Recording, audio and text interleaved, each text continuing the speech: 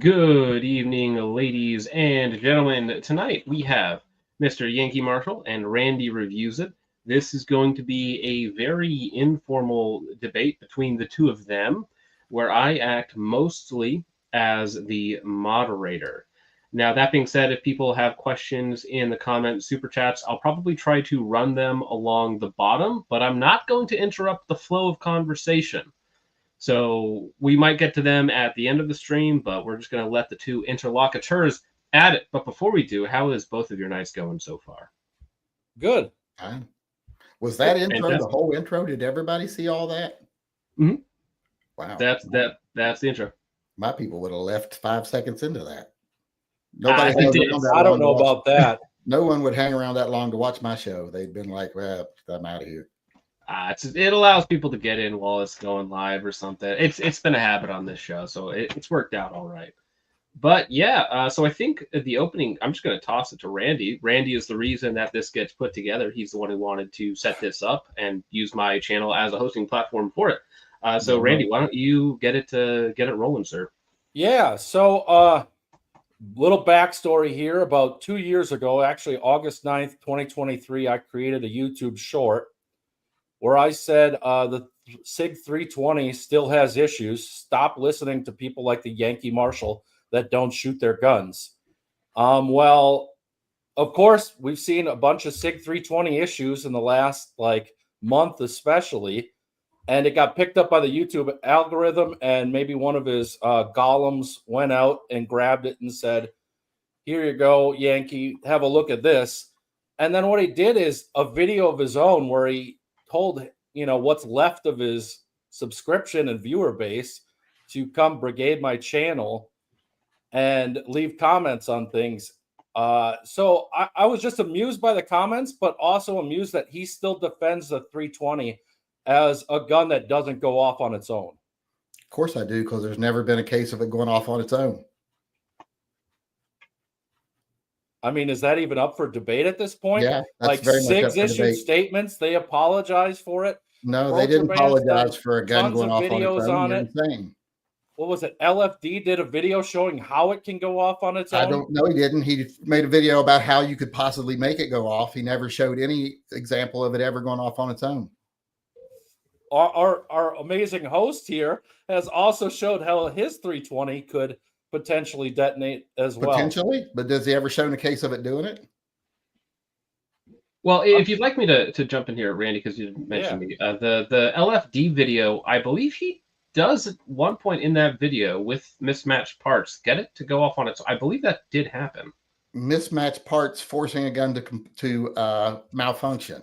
That's really how you judge a gun. And there's also the parts being made in India where they wear extremely early, causing. I haven't seen an example of one having extreme wear causing it go off. Please point me to that. I mean, if you knew who Focus was, you would have seen it probably a dozen times in the last guns few are made, months. and almost every gun has parts that are made somewhere else. So let me ask you this: do you think people should still buy the P320 and that it's a good gun? Oh, P320 is a great gun if you're okay with what it's made for. I wouldn't buy one or carry one. What is it made for? It's made to be shoot very fast, very quickly, with very little between you and the trigger. I'm pretty sure it was more a duty gun. That's what supposed a duty to be gun carried is. by duty guns people. are made to go off quick and shoot fast. Well, then why doesn't Glock have any of these issues? Glock has a heavier trigger and a trigger dongle and a different setup where you have to recock the trigger. Do you think that there's a purpose for that, though? For example, if you're a police officer and you're getting in a tussle, would you want to keep shooting themselves with them? That's why they added the dongle.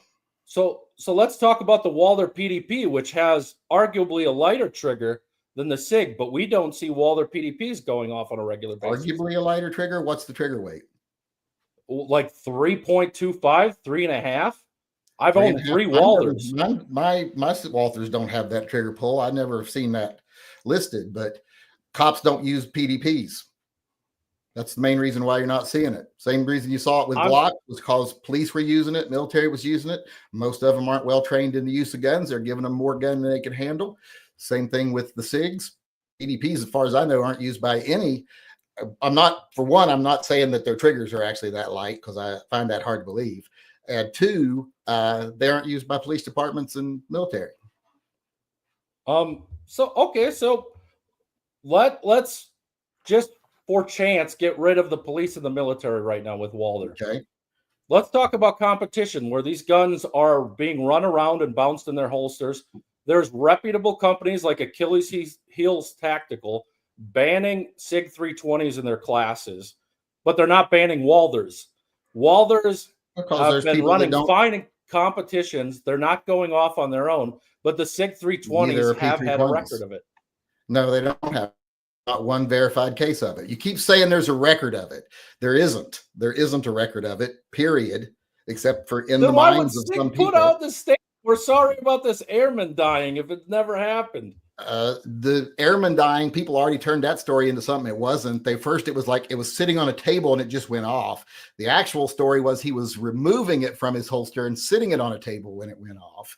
So once again, handling the gun goes off. It's not a gun you can just handle and be completely safe with unless you're completely safe. So once again, the gun is acting as it's designed. The people handling it can handle it. I wouldn't want one simply because I wouldn't trust myself to handle it properly. I think you're just kind of full of shit and in denial as designed. about recommending a dangerous firearm to your audience. What? So let's say someone in your audience, you know, the dozen that are left. I've had more subs now than I've ever had. Yeah, I know. You had 370,000 subs, and tonight only one person signed up for a jackknife giveaway, and they got it. Congratulations! Yeah, because most people that follow me, they're going to support it already do. So no one signs up for a giveaway. How many people support you on Patreon? I don't have a Patreon because I'm not, money grubbing liar. Is that you haven't seen your dick in years? Is that something we should talk about? That's got nothing to do with what we're talking about. Should we go about that, or should we just talk about anything?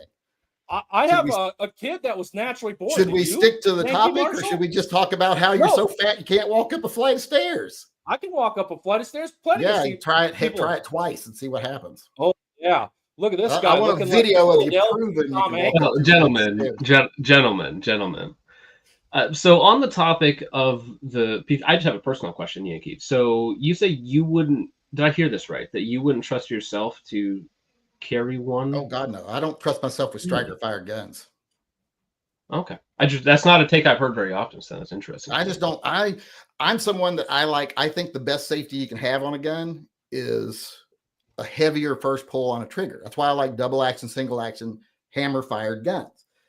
That is the best safety, because even manual safeties can be off when you think they're on or on when you think they're off and cause problems.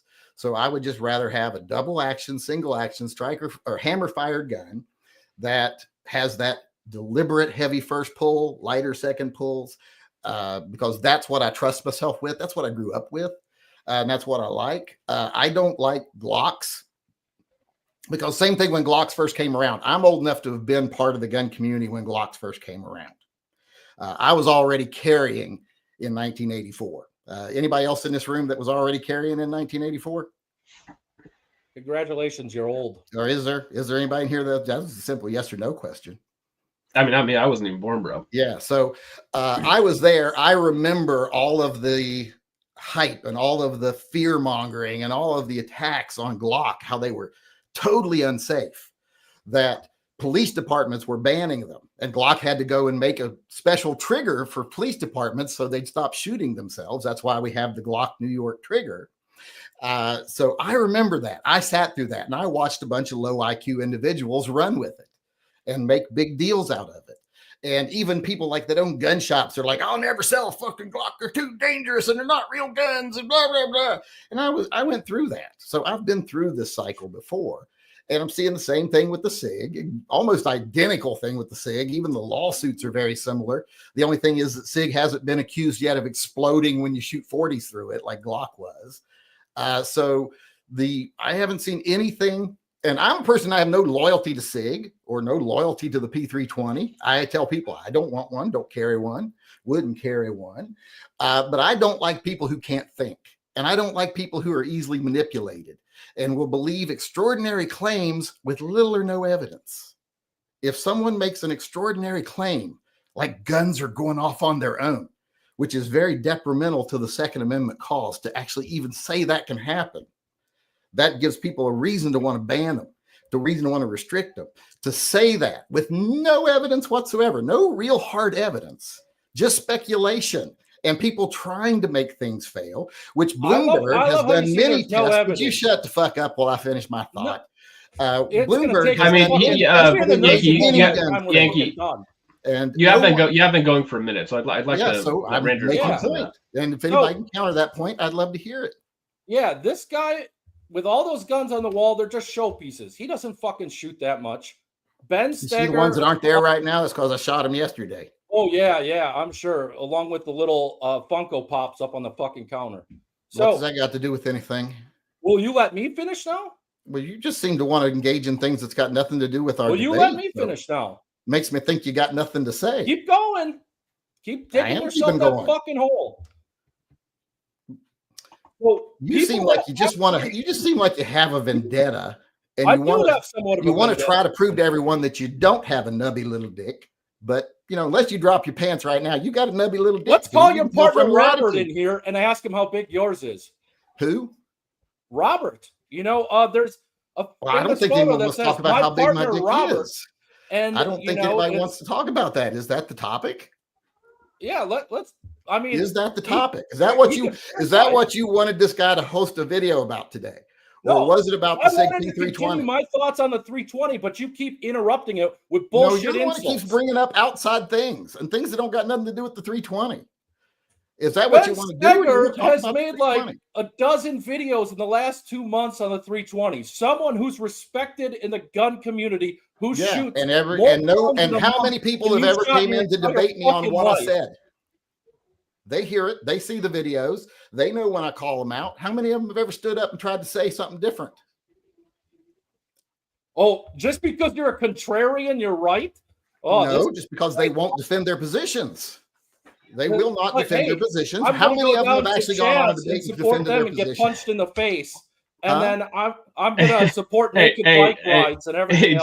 Gentlemen. If Randy, I'd like Yankee got his point out about the P320. I'd like you to respond to that element of it, if you could. Which element? That there hasn't been a documented case? Because there have been. So I am curious about that. But if I were you, if this was mine, I would simply talk about Gungas Khan. Oh yeah, Gungas Khan had it go off in his holster. I believe it hit a jackknife or a pocket knife, so that his leg wasn't like destroyed. But I believe he was just at a competition or something. And Gungas Khan is all over Instagram, pictures. He's in all the Sig 320. Whenever we see a new issue, he's like, I remember because Pepperidge Farm does, And Gungas Khan is a clear example of that. So he's getting publicity off of it. Where's his proof? Well, so if I can add a little bit of context. So Gungas Khan was at a steel challenge match, and he has a full video on this full breakdown of what exactly happened. He had his hands up, high ready position for the start position at a steel challenge match, P320 in a holster. It goes off, strikes the knife in his leg, and then deflects, right? He has the mark on his leg. It doesn't go off while he's holding his hands up. That's what he claims. That's what he claims. And also, the RO and the range sign off on it. So you'd have to not only call him a liar, but the witnesses to the event as well. So you're saying all of those are liars. Here's the thing. I was in military intelligence for years. And one of the things we investigated quite often was people that had NDs. And you know how many times, let's say I investigated 3 dozen of those. You know how many times people say the gun went off without the trigger being pulled? Any guess? Just because it happens in majority doesn't mean the other option can't happen. How about the moderator? Any guess? I mean, if you're asking me, there is an incentive, and I agree that we should be skeptical of people claiming NDs because they have an incentive for it to not be on their fault. Yeah, but just because they claim an ND doesn't mean that every time there was ever any question of whether the trigger was pulled, every time they claimed the trigger was not pulled, every investigation. You know how many times it turned out a gun fired without a trigger being pulled or was proven to be able to fire without the trigger being pulled? 0. Just not like with the Sig. There's been no proof of it ever firing without the trigger being pulled. Gungas Khan, We just No, bring he has up no proof. He examples. has his But story. because you sit in your hovel in Washington and you don't go on the internet, you're not aware someone's of anything. anecdote, is that extraordinary evidence to you?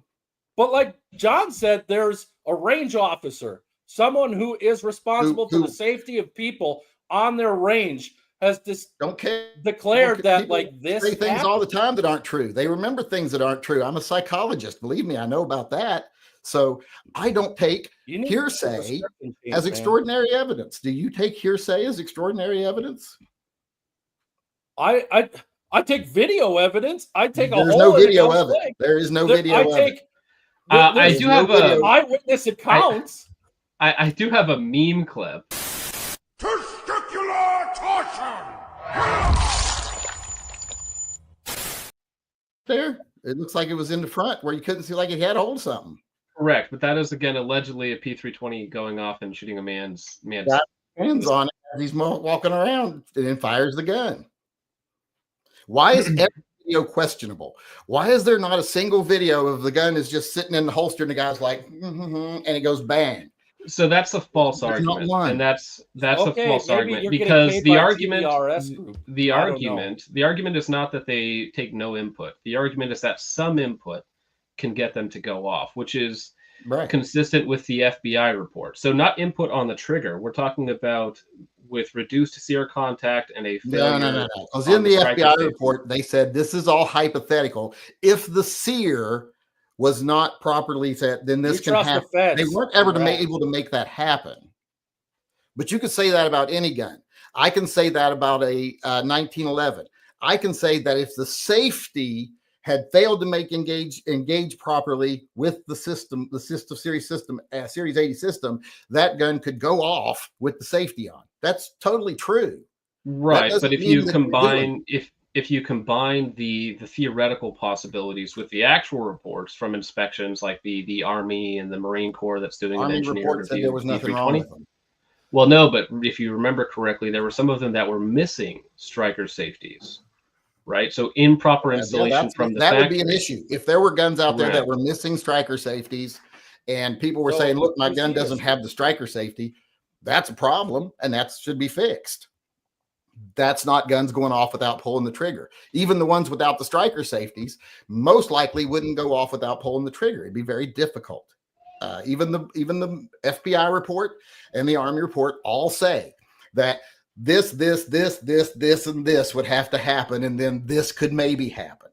Now, I do have it from that because that doesn't suit their purposes.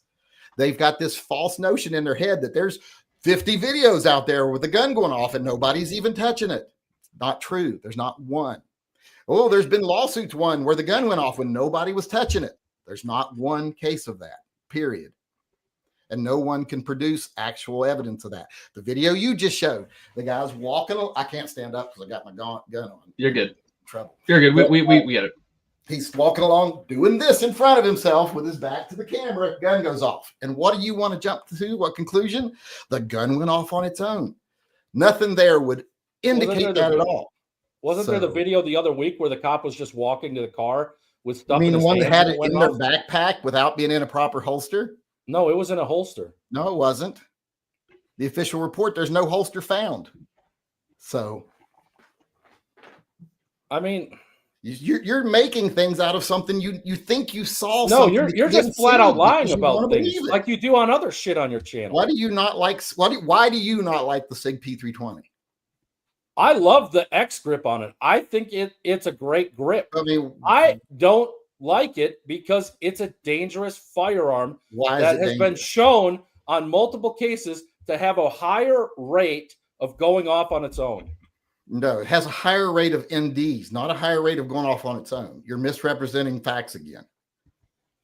And I would agree with you 100% that it has a higher rate of NDs. For the last 10 minutes, you couldn't accept any fact. You were, that's not a fact. It does have a higher rate of NDs. People are negligently firing their guns. And that's because the gun has absolutely no system that stops you from when you touch that trigger or something foreign object touch that trigger, it's going to go off with very little effort. That's true. But they're not touching the trigger. Gungas never touched the trigger. Not unless you want to fire it. It went off without him touching the trigger, where No, you it just didn't. said, No, it didn't. yes, it did. No, it didn't. Prove it. There's video. There isn't. There is no video of a gun going off without them touching the trigger. There isn't. You're lying. You're lying. No, you're lying. In complete fucking Show the denial video right now. this. Show the video right now. We can show I have this one that I just pulled up. Now, this one here is the school resource officer. I believe you're incorrect in the fact that they did, in fact, have a holster. This might be a little difficult. Yep, this is the one. So she does have a holster. Well, she pulls it out of her holster after she shoots herself here. Did she gets to her car. Or just fire the gun? No, I believe it did hit her. So she drops it. It shoots her right there. Okay. It is sitting in her holster. So it was in her holster. Can you see the trigger? No, I cannot see the trigger, but I can see the trigger pulled by something in her backpack? Well, so that would be the argument, right? That would be the right. That would be the logical argument. But that would be the most. Well, my friend, you investigation. If you were doing you have as much evidence as I do to the contrary, my sir. You would have to find what's the most likely scenario. Most likely scenario: she's got a gun in a backpack, not properly secured. She drops that backpack on the ground. It goes off. What's the most likely scenario? Something activated that trigger. So that's the most likely scenario. And to move outside that likely scenario, you have to have extraordinary evidence. To say like a gun goes off on its own, you'd have to have extraordinary evidence. And I don't see any there's definitely no extraordinary evidence in that video. I just saw Sig Sauer put a $20 super chat in on June 24th, 2025 at approximately 12:50 p.m. Department school resource officer was injured when her department-approved firearm discharge read the word sour. While holstered. Read the word sour. Yeah, I know. That's not Sig Sauer. I know. It's a regular viewer of the channel. Yeah. I mean, follow along, old man. Jesus. Yeah, but what does that mean? Nothing. You think Sig would be in John's chat, like, telling themselves that our guns go off? So what's the point? Why were you reading that like it was from Sig Sauer?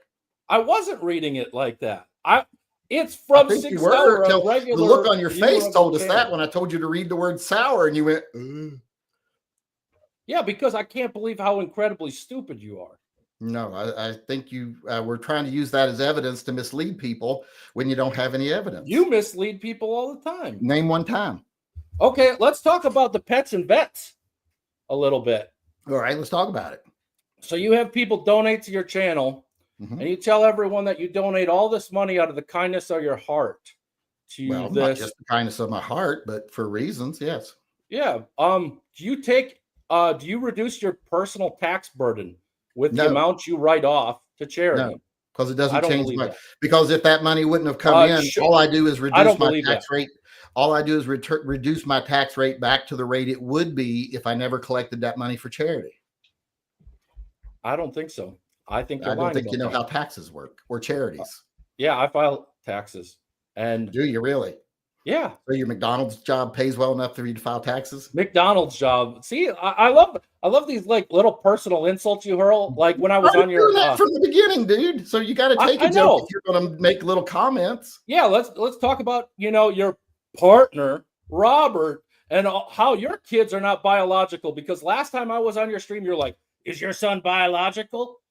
And then here, this guy has got adopted children. I asked you if your son was biological as a joke in saying that I couldn't imagine your penis made it to a vagina. Yeah. You obviously can't take a joke because you have, I don't know if it's low IQ or insecurity issues, but you couldn't take a joke. And you started acting like a big baby. You made fun of my weight. Be a man, dude. Buck up a little bit. You think it's the first time someone's made fun of my weight? Buck up. Stop being a pussy. You do need to be in a nursing home, man. Stop being a pussy. Well, now I just have a curious question here. So if we're seeing departments switching from the Glock from the P320 to the Glock, why aren't we seeing the same holster related issues with other firearms that we're seeing with the P320 now? What do you mean? So, for instance, when Air Marshals had a problem where their holsters were causing their guns to go off and they weren't P320s. Do you have a source for that? I believe that's probably the first time I've heard Thousands of that. news story or lots of news stories and videos from back in the day when it happened, but it was like several years ago. Got binders of news stories. But there's been you can find news stories all the time about improper holsters. Would you put your gun in a and I've done this, so I can say this from experience. Would you walk around with your gun in one of those what do you call them? Nylon Uncle Mike's holsters? Oh, well, no, but I would carry it in a safari land, which Sig blamed the issues of the police officers. They blamed the safari land certified holsters, which that were are made the for same Sig holsters. P226s. No, Correct. that were made for P320s. Nope, they even Phil just repurchased. Phil Strader himself brought out a holster for demonstration that was made for the gun that he put in there to show how it would go off, and he objectively blamed the correct safari land holster for the issue. Well, that one I don't know much about. The last thing I saw on that is they said that they used the same base holster for the 226 they used for the 320. That's the last thing I saw about that. And you believe the hearsay? No, I believe the guy who makes the holsters. That was their official position. Just like I believe the guy who got shot in the leg. But he's not the guy. They're not making an extraordinary claim. See, when they say we use the same base molds for the P320s we use for the P226s, that's not an extraordinary claim. That's just him saying, here's what we do. When someone says a gun goes off without the trigger being pulled, that's an extraordinary claim. And I'm not saying that's never happened. That's happened in guns before. We've had guns that has happened with, Remingtons, etc. But I'm saying when it is being done, it has to be repeatable. You have to be able to show that it can happen. You have to be able to repeat that it happens. You have to have proof that it happens, or else that extraordinary claim doesn't go anywhere. And so far, no one's been able to recreate a SIG P320 going off on its own.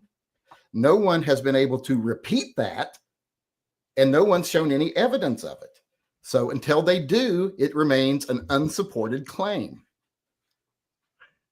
So when Sig, and right now, Bloomberg is paying people to say bad things about the P320. And if you think that's not true, well, then you obviously don't have any people on the inside in the anti-gun movement, because yes, they are. They're sending money through these big advertising companies that do advertising for silencers, etc., to try to influence the opinions of people on YouTube. You got people in the closet, all kinds of people on YouTube, period. So when Sig Sauer, the real Sig Sauer, comes out and says we're discontinuing the 320 because of whatever, will you issue a public apology? No, not unless they say we were wrong. It is going off, and on if that they day, say that they're wrong, now there's evidence it's going on. Yeah, will you go back and change all of this, all of your videos, because you have numerous videos on the 320 being safe I would issue and disregard if tomorrow. If someone just came on that wasn't Sig Sauer and had a credible video, like say they had a video at the range and their range officer's just standing there talking to someone and their P320 goes off in their holster, I'll do a video tomorrow saying I was absolutely wrong. Here's some actual evidence that makes me think that this extraordinary claim might have some basis. So I am curious about the video evidence, because I've been just rolling this in the background. Like, so here an officer is laying on the ground after his gun allegedly shot him, and the second cop comes to the scene to remove it from the holster. No, that's not. That was part of the police report. Well, no, I'm watching it right now. Him take the P320 out of his holster. Well, you're talking about that. I've never seen that one. But even then, guns go off when you jostle them up and down in your holster. Wait, when is it in his hands there first? Was that the same? Well, no. The officer was on the ground, and then they respond to it, and he takes it out of the holster. That trigger looks really far forward for a gun that went off in the holster. I didn't see the video you were talking about. You didn't go back to it. So well, it's Instagram doesn't allow me to go back, so we just have to cycle through the 60 seconds. It's annoying. Oh no, you can go. All you gotta do is click that little bar at the bottom and drag it backwards. You can go back. Instagram? Yes. What? Yeah, you can go backwards on Instagram. Where's my phone? Well, on your phone, maybe not on desktop. I'm on desktop. Oh yeah, I don't do it on desktop, so I don't know. Yeah, I wish they would fix that, but I can't. So I just have to cycle through. I didn't even know for the longest time you could do Instagram on desktop. Yeah, it's not good. But if we can get back to it. It's coming up. I think it's the next one. So that one there, nobody's touching the gun. It goes off. And Wait, then this one here, okay. wait, I didn't see like nobody was touching the gun. His hands were get the reading glasses out. Both of his hands were clearly in view. Let's see For that one. So this one you here, can't go back. That's the thing. So find the we video can watch where this one. we can watch rewind this it one, and stuff. Well, so this one here. So the officer is on the ground. The Okay. second officer is taking the P320 out of his holster. Okay. You can see it is in his holster. Undoes it, brings it out, and you could probably, if I could freeze frame it, you could probably even see the trigger was still forward. Why did he take the guy's holster out of his gun out of his holster? I'm not having because his claim was that it just shot him. I'll try and find the actual video, but I'll let you two continue on while I find that. So you talk about giving public apologies when you're wrong. Did you ever issue a public apology for accusing Mr. Guns and Gear of stolen valor? Yeah, I even explained why I did it. Because it wasn't about, people say it was about, you say he didn't serve. No, it's about he's collecting disability when he's not injured. That's untrue. No, that's true. He was collecting disability for years and he wasn't injured. How do you know? Do you have his personal file, or was it talked to him in person many times? Have you? Yeah, I know, Mike. He was collecting disability. He never said that wasn't true, and I didn't even care about. Well, that. you're saying military Most people know can only collect disability if they're wheeling around in a wheelchair or using crutches. You're wanting to know about this, so I'll tell you about it. Someone contacted me, said they used to work with him. He's been on disability for years, yet he goes to the gym every day. So I don't care, but I made a video about it because I was trying to get his attention, and I told him I was just trying to get his attention because he was lying about something online and he was ignoring me when I was trying, because we used to be friendly. We used to talk. And then he started, one day we had something happening and they were him and Guns and Gadgets were online saying, this horrific thing is happening right now that should make you angry. And I said, well, that horrific thing isn't happening. You're getting false information. And they're like, no, it's happening. We've got proof it's happening. I'm like, you're saying it's happening right here at this this police station. I'm at that police station right now. It's not happening. And I said, so this is a fake story. People are feeding to feed into the fear and the hatred and everything else. And I was like, we really shouldn't be engaging in divisive stuff just for the sake of division. And we should be supporting people's First Amendment rights, not just Second Amendment rights. If we're going to be defenders of the Constitution, we have to defend all of it. And I said, this isn't happening. Here's proof it isn't happening. Here's video of the building you're saying it's happening at right now. It's not happening. But they both doubled down, started telling lies about what was going on there that I was involved in. And I said, just come talk to me about it. And they wouldn't, because they knew they were lying and they knew I was there and had video proof they were lying. So they avoided me. And he acted like he never heard or said anything I did. But boy, as soon as I made that video alleging that something was going on, didn't say what it was or that anything like that. Boy, he made a tearful video 15 minutes later. So he obviously saw everything else I said too. He just didn't want to respond to the fact that he was lying, that he was engaging in fear mongering for profit. And that was the point of the whole thing. And I knew I was going to suffer because of it. I didn't care. I was like, I don't mind if I lose subs, or I don't do this to be popular or be famous. I want nothing of that. I get asked to come and speak at things. I say, no, thank you. I don't need to be the front of the podium. I don't need to be the face of anything. I'm not here for that. Naked bike rides. That's where you get asked to speak. No, I don't go to naked bike rides. Nobody wants to see me naked. Have you ever been to a drag show, Yankee Marshal? Yes, lots of times. Yeah. I used to live with a guy who was a professional wrestler and a drag queen. He was one of my good friends. Lived with him? Well, separate bedrooms. He was just a friend. Oh, so but he was a drag queen and a professional wrestler with WCW. So what's your point? I'm just saying you have a long history of fear mongering and lying yourself. Really? Where? I've got a lot of videos. Point to my fear mongering. my YouTube, I hate this gun so much. And then you go to the video, it's like, I hate this gun so much because I love how well it shoots. Just clickbait. That's not fear mongering. Boy, are you really that stupid? Let's pull up your thumbnails on Hey, where dude, it's like, wait a the second. Let me government ask for a doesn't want you judgment to call have here. this. Moderator, is that fear mongering? Technically, that's not fear mongering. It's That's probably, clickbait. yeah. But have you ever made any video with the title like "The government doesn't want you to have this" or "Watch out for the government on this"? Well, yeah, when I think it's justified, but I don't just go around trying to be divisive, and I don't scream to everybody, "You better go out and buy more guns," or "You better get angry." I don't ask people to get angry. No, but you did tell I ask everyone people to try they to should do go something out. to make things better. Gun rights for the mentally ill. Bring back firing squads. I mean, the no gun rights for the mentally ill exclamation point, that could be construed as fear mongering, right? No, not if you pay any attention to the video. Because the question posed to the people in my chat was, should mentally ill people have gun rights? And they overwhelmingly said yes. Yeah.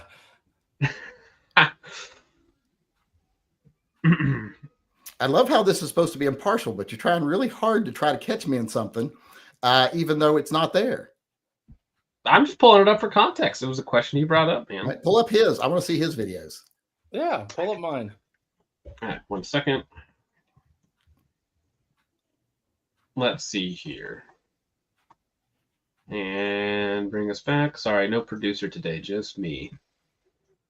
So go to videos tab. We got for trench grenade. I hope it ends today.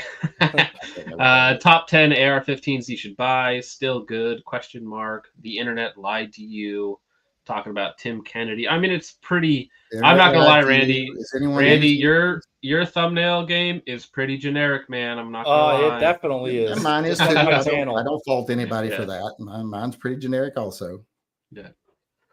I'm not here to make thumbnails. That's not my main goal in life.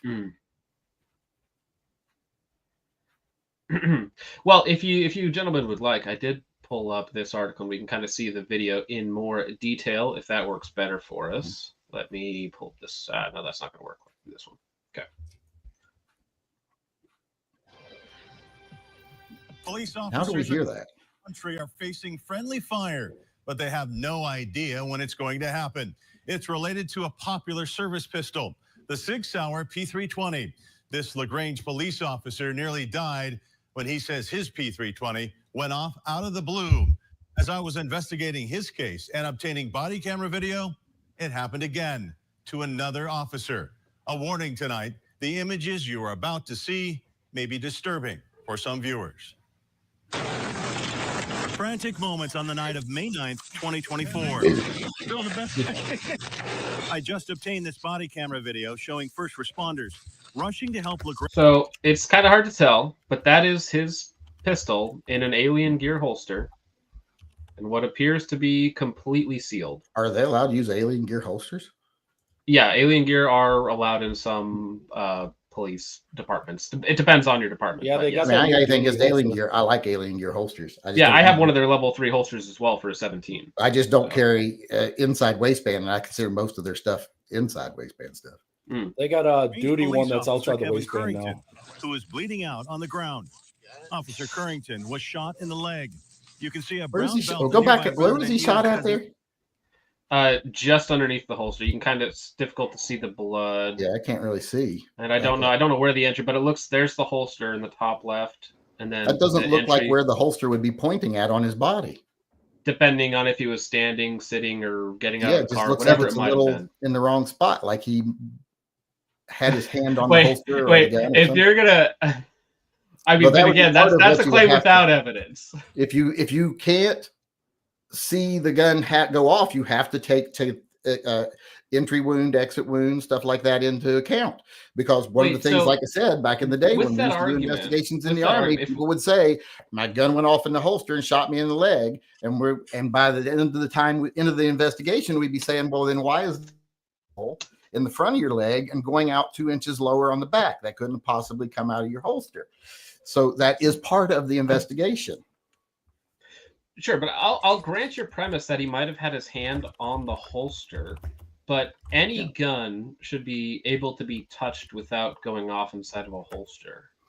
Shouldn't be bounced around or pulled and then reholstered or anything like that. That's a big no-no, actually.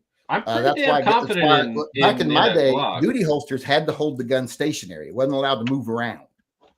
I don't know about nowadays, but well, here, but it should show them getting the gun out of the holster. Was shot in the leg. You can see a brown belt a nearby resident used as an improvised tourniquet, and an officer good on him. Scrambles to attach another tourniquet to slow the bleeding. Can you is it working? No, I can't get it. The second tourniquet is secured, I but still can't see where the has already lost a lot of blood. Hang in there, Currington. In the yeah, police can't body footage isn't always the best. Saw the shooter. No, that's not good. Like I said, I'd love to see the report of it afterwards, like shows the entrance and exit wound and had the official findings, etc. Because I'm sure they examined the gun. Well, I'm curious if this is part of a ongoing lawsuit with him. Because this might actually be. So I am curious because Sig has lost lawsuits. So does that hold any weight in your mind? Well, when you read what they lost him for, yeah. It's like the one lawsuit, the only major lawsuit they lost, they didn't lose it because the gun was proven to go off on its own. They lost it because the jury was convinced that if they had added a manual safety, that it wouldn't have happened. So the fact that they didn't put a manual safety on it, that it would go off. Well, yeah. So these guys, the reason why you probably haven't seen as much is because both of these two Texas officers are currently in litigation with Sig Sauer. Yeah. Yeah, and surely there was an inspection of the gun afterwards. That'll come out in the case, I'm sure. I'm sure we will see that at some point. And I would be willing to bet it'll say the gun shows no sign of ever malfunctioning or going off without the trigger being pulled. How much would you bet? I'd bet $100 right now. Let's do that. Okay, I consider it a bet right now. $100. A handshake deal, $100 between Randy and Yankee Marshal. All right. If that report comes out, if that report specifically or any report. Hands? Yes, we did the right hands. Right hand. Perfect. Well, I've read, I've made a point to read since I'm going to do videos on it. Anyone knows when I do my videos, the video might be 5-10 minutes long, but I do days worth of research before I do one. And I've read a lot of the police reports and all this other stuff. And like I said, it all comes down to everything's hypothetical. Why is anybody listening to Johnny Butt Plug? Yeah, I'm just running these on the bottom. I was afraid for a minute that he was the one hosting it when I saw him over. No. I was like, oh no. Right, gonna ambush you over there. No, it wouldn't have been ambush. I don't avoid anybody. I just sure. He was one of the ones that one time he said something about me, and I proved him wrong and showed evidence. And I asked him to do a retraction, and instead he tried to donate money to me because he didn't want to do a retraction. I think that's what we call projecting, like where you're not going to retract. No, that's just a reality. I even showed it on my video. Showed where he sent me a message and everything, trying to bribe me. Showed your video out of context. I showed the email from him, just like I showed the emails from Military Arms Channel when they tried to force me to be quiet with a cease and desist letter. I showed everybody the cease and desist. You know, like if the Sig 320 is always there, do you think it's a problem? Kind of like the Yankee Marshals always, you know, being aggravating everyone else. It's everyone else's fault, never the Yankee Marshal's fault. Oh, it's always my fault. I do it on purpose. You get it. So, and I don't know if you remember me coming on your live stream like a year ago. Do you? Probably, yeah, a little bit. Not. I've had a lot of people on, so I don't remember everybody perfectly like what was said. Yeah. But I usually am thrilled when people come because most people don't have the balls to come and push their opinion.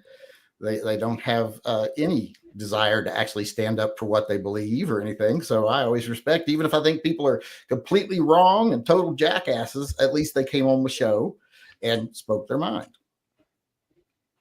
So when I came on your show, I came on because of how you were like harassing people at SHOT Show, people that are just manning sales booths. Who was I things like harassing that. at SHOT Show?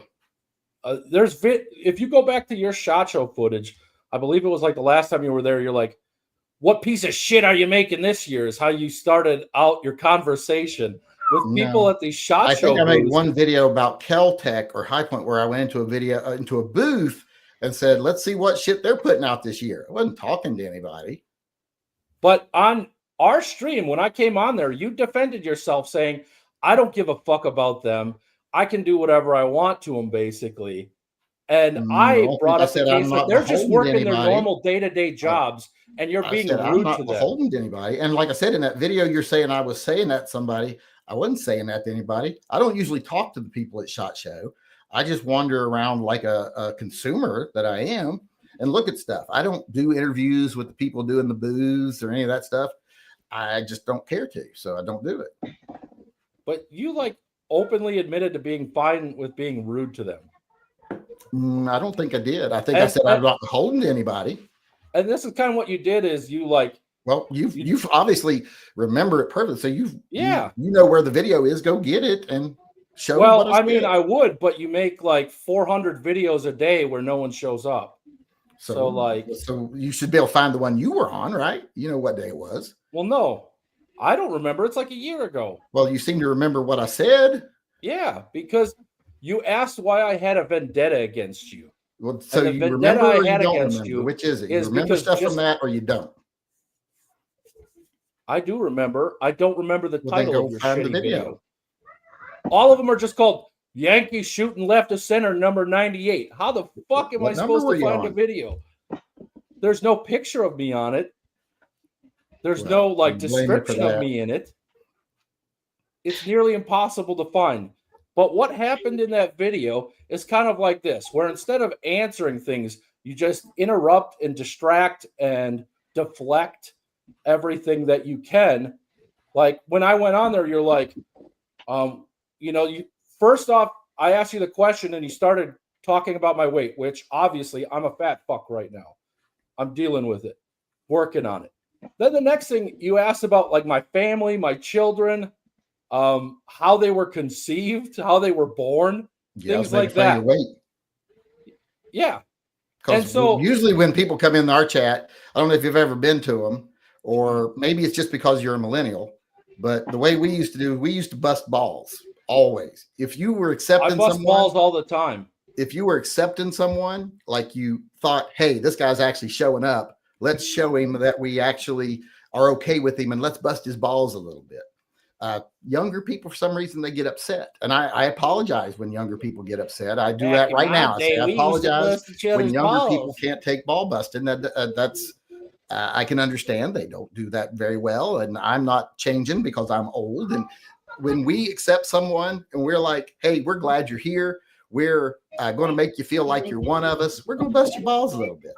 Obviously, that wasn't something you're used to. Thanks for illustrating my point. And I'm sorry it bothered you.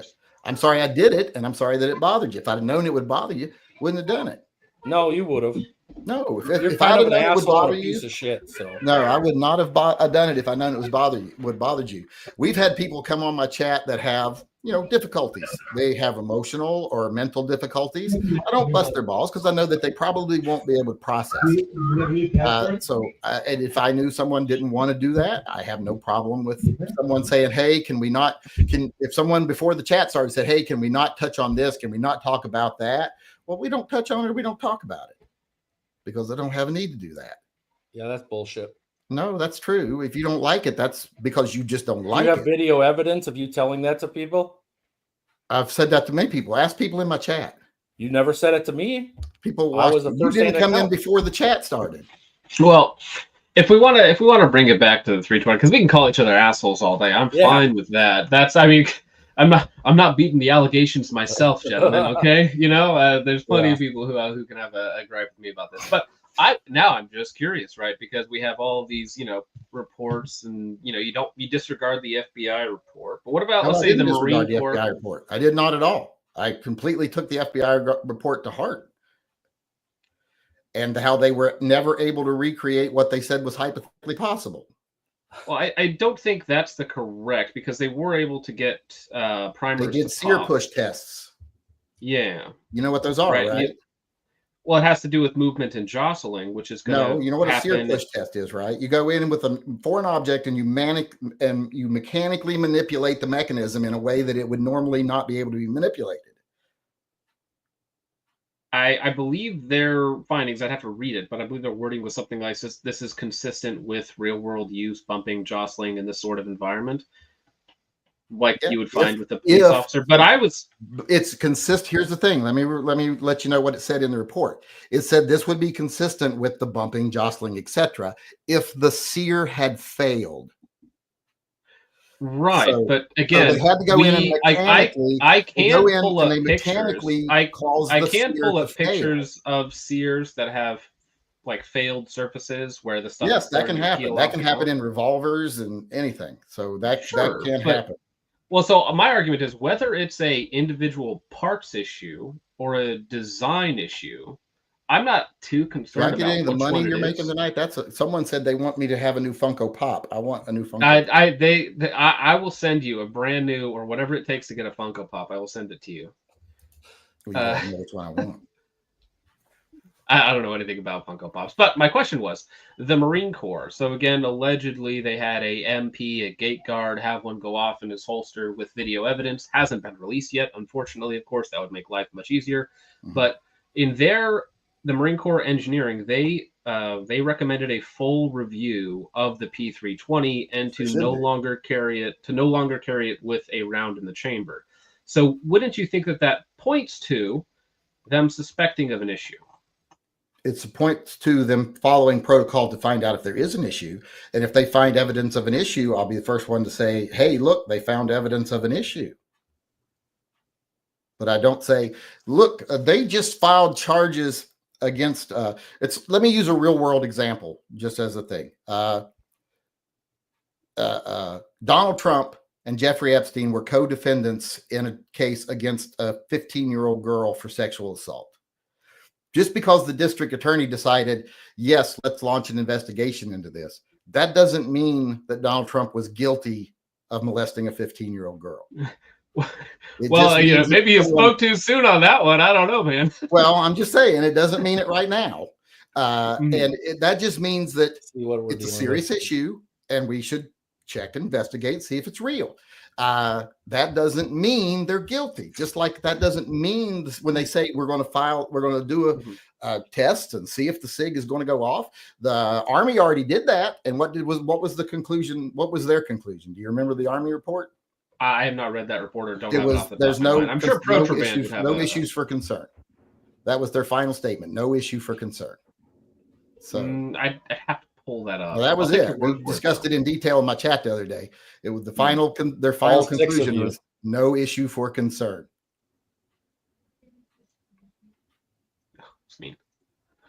Well, so I actually agree with the statement that you said in there. All of this points to a issue for concern and a cause for investigation. But if I were a person who said, "Hey, this is a cause for concern, or at least a possible cause for concern, and we should issue or start an investigation into it," I wouldn't recommend people buy something like that. Oh, I haven't recommended anybody buy one. In fact, in every video, I always make sure that people know that I personally don't like the way they're made. Don't actually like guns that are that easy to shoot. And it's like I likened it to carrying your 1911 with the safety off, but the hammer back. I said it's about that level of safe. You said it's an all right gun to buy at the beginning of the stream. I didn't say it's an all right gun to buy. People want to buy it, they can buy it. I said right off the bat, made clear that I wouldn't buy one. I wouldn't carry one. If you think you're someone that can handle that gun, that you can handle it being that easy to fire, then by all means have it. It's not up to me to tell you. It's like I know people that carry their 1911 cocked and unlocked. Would you recommend people do that? They're probably your viewers. I wouldn't recommend people do that, but I'm not going to tell someone else they can't do it. Sorry, I just looked at your transcript for your P320 video. It said this is just funny. It said something about Guns and Gadget, who I've never met anyone dumber than that guy. Yeah, I haven't. That is funny. I haven't. I met him at SHOT Show, and the very first day I was like, ugh. Well, he's a cop for one, and he is the stereotypical cop. And I never really had a problem with him until he started all the lying and that's the fear mongering. I hate Lying. fear mongers. You hate those when they're fear saying mongers that so much that you make them in when a someone thumbnails is and their saying that, videos. Let's say Antifa has surrounded a building and they've got ARs and they're about to burn it down and there's people inside and you're standing outside the building and they're not. And then they punch you. Huh? And then they punched you for it. That didn't know. Someone slapped a phone out of my hand. No one punched me. See, once again, misinformation. You seem to believe what you want to believe. I've got the video. The video's still online. You can still go look at it. Yeah. Yeah. The video's still online. You can go look at it. Go look at it and see if what you thought happened. Have you ever watched it? Oh, yeah. And what happened? They slapped the phone out of your hand and you're like, I'm an ally. This is a pet pin. This is a pet pin. I'm an ally. No, someone was saying something about a pin on my hat. Look, he's got a badge on his hat. And I was like, this is a pet charity pin. And that was somebody else, a different person. So the guy who slapped the phone out of my hand, all he ended up doing was running away when I threatened to break his leg. Yeah, sure. But it's there on the video. I've got video evidence of it. You don't seem to want to deal with the reality. Just like there's video evidence of me being on your stream and how you acted, but you don't want to go back to that and deal with the reality. Well, find it and you're a lying asshole. I did something wrong. I told you I apologized to you for busting your balls. No. I didn't know you were sensitive. I'm not sensitive. Well, obviously, I just think you're disingenuous, lying asshole. You've held a grudge for a viewers year. At risk. You've held a grudge for a year. So obviously, you're a little sensitive. Well, I finally got you on a live stream that gets views on like your channel, so I figured I'd let loose a little bit and I'd let you have it. Everything that you deserve, because you're a lying, disingenuous piece of shit on the internet that misleads his viewers about stuff. How did I mislead viewers? Let me know. How did I mislead viewers? I think the 320 is an all right gun. It is an all right gun. I don't trust myself to carry one, but by all means. So you're telling people not to buy a P320, that it's unsafe? Yeah, I'm telling them not to buy a P320. Why? Because it's unsafe. How? Because they have documented history. How about guns like people that I trust? How about any gun that someone says is unsafe? Should people not buy guns that some people think are unsafe? Well, maybe you don't think guns are unsafe, but you don't shoot guns. You think guns are unsafe? I wouldn't trust you. You think guns are unsafe? I don't think you shoot guns. That's a I think you put them on the wall with your Funko Pops and other shit. I don't understand what Funko Pops have to do with anything, but once again, that's confusing to me. But guns just sit on your wall. You don't actually shoot them that often. I shoot every day. I got a range on my property. I shoot almost every day. Yeah, sure. How many rounds do you shoot in a month, Yankee Marshal? Let's ask that. How many rounds do you shoot in a month? Oh, I don't know. Average. But right now, there's probably about 5 empty boxes of the big red packs back here that we've shot in the last, I don't know, few weeks. Sure. So you're. But I say that your absolute lack of knowledge about the thing you're talking about overrides what I really do.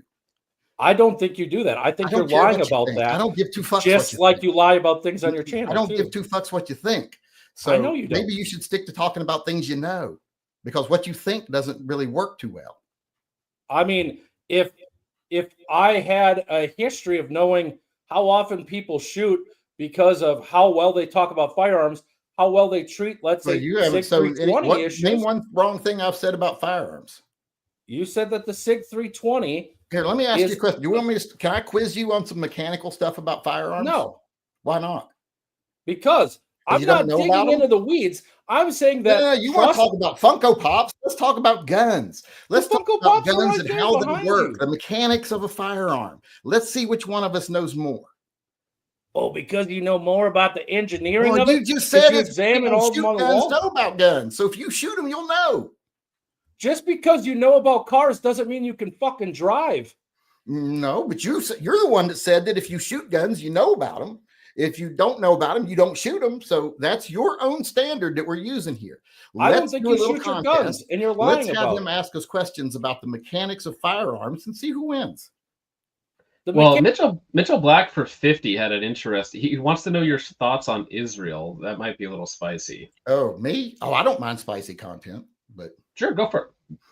oh, I don't know what they want to know, but I don't really know. I'm not afraid. I'm not one of these people that's afraid to say I don't know, and I don't know everything about the whole Israeli conflict and all this stuff. It's one of those situations where I feel like no matter which side you support, you're supporting the wrong guy. You know what I mean? And I'm glad I don't have to make these decisions because I wouldn't be qualified to do it. I don't like Netanyahu, period. But that's just, do you like their current president? As far as the Israeli people, I've never had a problem with them. When I worked in the military, I didn't really deal with a lot of Israeli people. I dealt mostly with Turkish people. But I've never had a problem with the Israeli people. I've never had a problem with Palestinian people one-on-one. But when you allow your religious leaders to be your political leaders, I have a problem with that. But Israel does that too. So it's just one of those cases where I'm like, it's kind of a damned if you do, damned if you don't. I don't want Israel having major influence in American politics and American life. I can tell you that right now. I think they have way too much influence. But as far as the conflict, I just don't have enough information. No, that's a good take. Sorry to derail. Nor do I care to have it, though. So that is kind of looks bad on me because I admit I don't know. It's an important topic. Maybe I should look up the information or at least educate myself, but I don't care to. So that's a weakness on my part.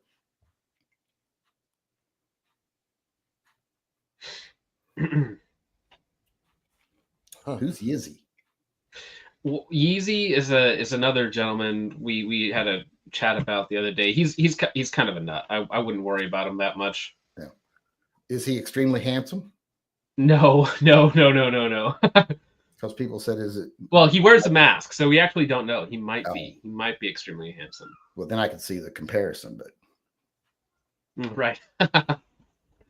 Well, Randy, anything else you want to talk about? If you want to talk about go back, I know Johnny B wanted to talk more about Mr. Guns and Gear, quote unquote, stolen valor.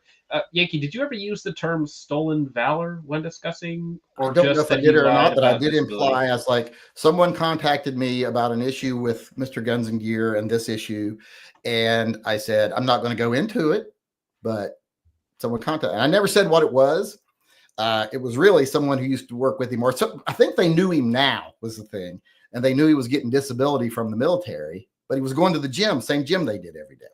And I was like, I don't give two fucks, to be honest, because anybody that's come to my videos know I don't even care about these stolen valor videos. I was in the military.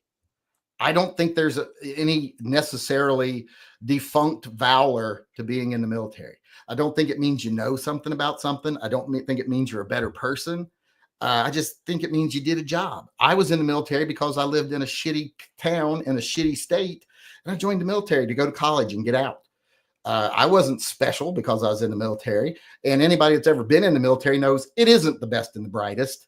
There's about 5% best and brightest, and then there's about 40% that are just average, and then there's another 40-something% that are just jackasses that you wouldn't trust to do anything other than catch bullets. That's just the reality of the military. But like I said, I don't really care about stolen valor stuff. But at the time, he was engaging out and out lies back in the day when they were just trying to turn people against people exercising their First Amendment rights. I will never stand against someone exercising their First Amendment rights to protest. I won't call for bombing from the skies or shooting them because they're engaging in protest.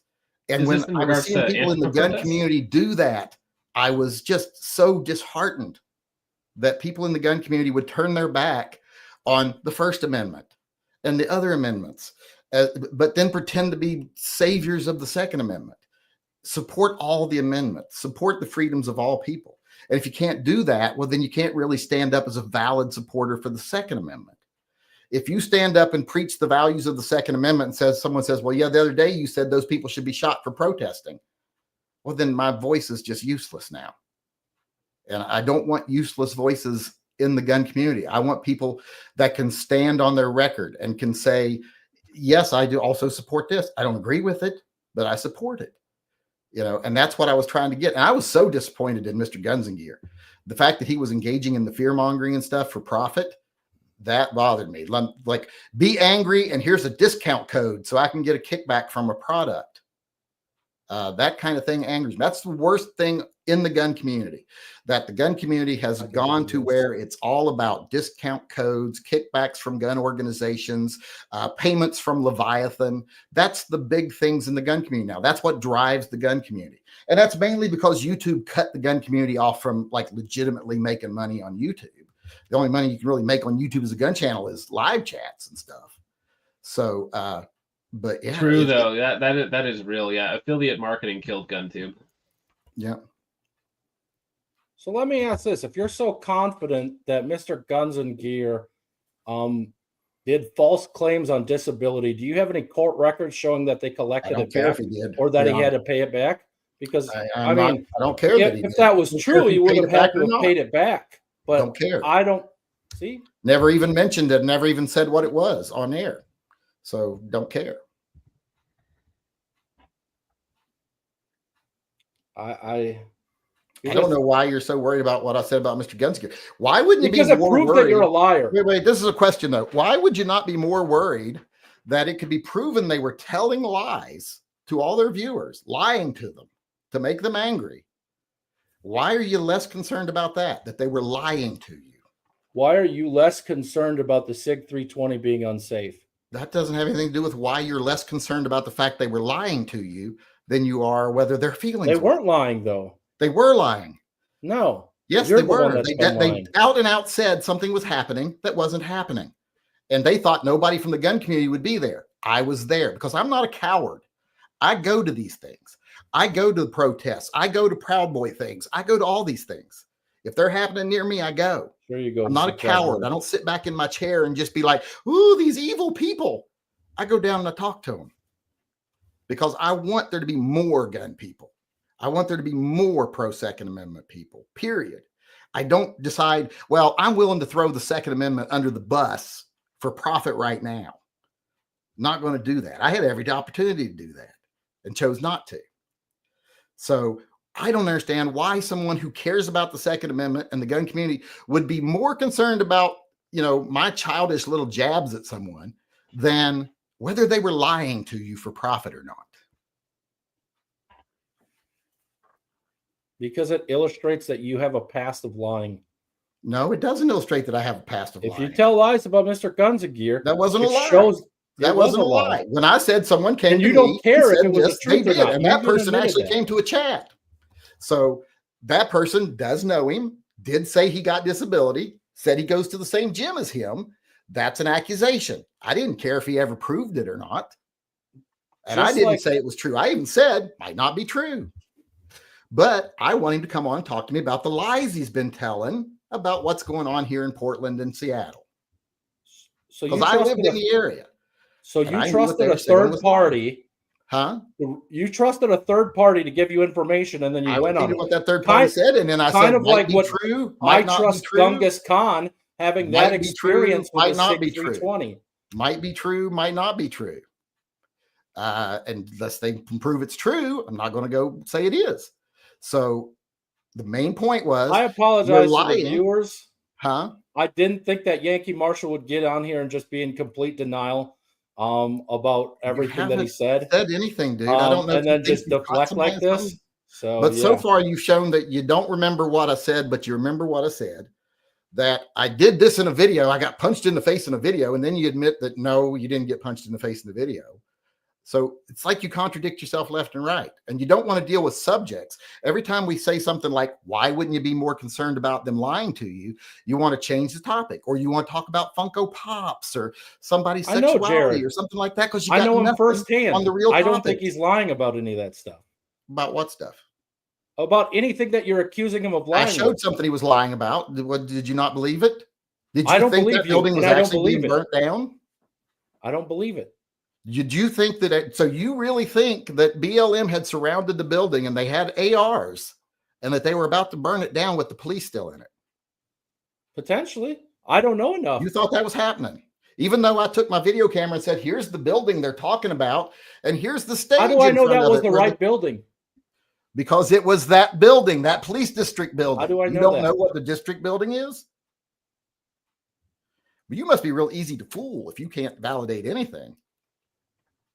Says the guy that got fooled by Sig Sauer in the chat. So, I didn't get John, fooled by Sig Sauer. I can tell that this I was is the one kind that pointed of out to you to read the last name. a And then shit you went, ugh. stream. I wish we could go back to that point and freeze frame it when you realized it wasn't Sig Sauer. I bet you're, yeah. Just proves my point. I did Doesn't enough prove on this. anything. Pinochet has a question for Yankee. He says, what do you think Sig could have done better with handling the concerns of their pistols, and what questions do you think should be put to Sig about these concerns that would help? What do I think Sig should have done? Yeah. For one, I don't think Sig should have been marketing the P320 as just, oh, this is great for everybody for carry. I don't think it is just great for everybody for carry, and I made that position clear. Another thing I think Sig should have done is they should have said, anybody that bought a Sig P320 that has any concerns at all, send it back to us, and we will either put on a trigger safety, a manual safety, or we will change it to where the trigger is heavier. Anybody, if you've got a concern, send it to us. We're sorry. This gun is probably not of specs that would be safe for every carrier. And, you know, it's too easy. If something gets in it, if it just bounces a little bit in the holster and something touches the trigger, it can go off because there's nothing stopping it from happening. We're going to change the way the gun works because we kind of represented that it's okay for everybody, and it's not. That's what I would have liked to see them do. I mean, I don't have a say in it, of course, because I don't have anything to do with Sig Sauer, but and I don't care because, you know, I have no loyalty to Sig Sauer. If Sig Sauer tomorrow came out and said, we believe that everyone should only be allowed to own 2 guns, well, I'd be like, well, I'm never buying another Sig Sauer, and I'm selling all mine. I got no loyalties to any of them. What I do have loyalty to is rational thought. And it seems to be lacking these days. Grandpa to the nursing home. Johnny B wants to know, maybe I just remembered this, but why is Guns and Gadgets the dumbest person out there? Oh my God, he's just dumb. Have you know, he's talked to him, he knows. And plus, in a time when people are struggling on their gun channel, what do? They post pictures of themselves in Vegas fanning out $100 bills when their audience is struggling, having hard times. How bright does that sound to you? I mean, as a gun tuber, I can tell you that most of us are not too bright. Yeah. I'm not now. I used to be, but I've had several concussions. So I don't think I'm that smart anymore. Someone says $10 to say Funko Pops are gay. The Pops themselves, well, wouldn't that be on each individual Pop? I mean, you can't lump them all together. That's right. They're individually gay, not collectively I think gay. collectively, or any portion of them. Maybe some, but not all. Not all Funko Pops are gay. I'm not even sure if Funko Pops have genitalia, to be honest, now that I think about it. Of course you look there. Well, I mean, I've got some. I don't have any here. Well, no, I do have one. I have Godzilla, and he's male. But that's the only. And I have a Harley Quinn. That's why I call out Funko Pops. He points to him on the shelf. Yeah, well, I got 2. I got Godzilla and Harley Quinn. I just like Harley Quinn. As you can see, there's other Harley Quinn figures there too. Most of these, almost everything up there, except for the Big Marvin, was sent to me by viewers. I didn't buy them. They were sent to me. And I appreciate when people send me stuff. I think it's wonderful that they appreciate and want to show their appreciation. So I got a shelf of stuff they sent me there. Little light up things. Someone sent me that the Bigfoot mug. Someone recently sent me the Yosemite Sam and the Little Marvin and the K9. And I thank them for it. I love that kind of stuff. They want to know what size bra Randy wears. I don't wear one. Well, these are just free range. Yeah, that might get you in trouble in some places. Maybe the drag shows you go to. If you go to a naked bike ride, you might want to strap them down so you don't black your eyes. I mean, you can support all those in front of kids that you want, just like you do on your channel. There's no kids at the drag shows I go to. They're in bars. You don't let kids in bars. Do you take your kids to bars? 2 weeks to flatten the curve. What's that mean? I think that was the saying back when COVID first kicked off, was that if everybody just stays inside for 2 weeks, it goes away. Oh, yeah, that's such. I think everybody knows my position on COVID and how mismanaged that was. And how the real agenda was just to protect corporate interests in medical care and stuff like that. They just didn't want hospitals collapsing and insurance agencies and companies collapsing. It was all to protect big industry, and they were willing to punish everybody to do it.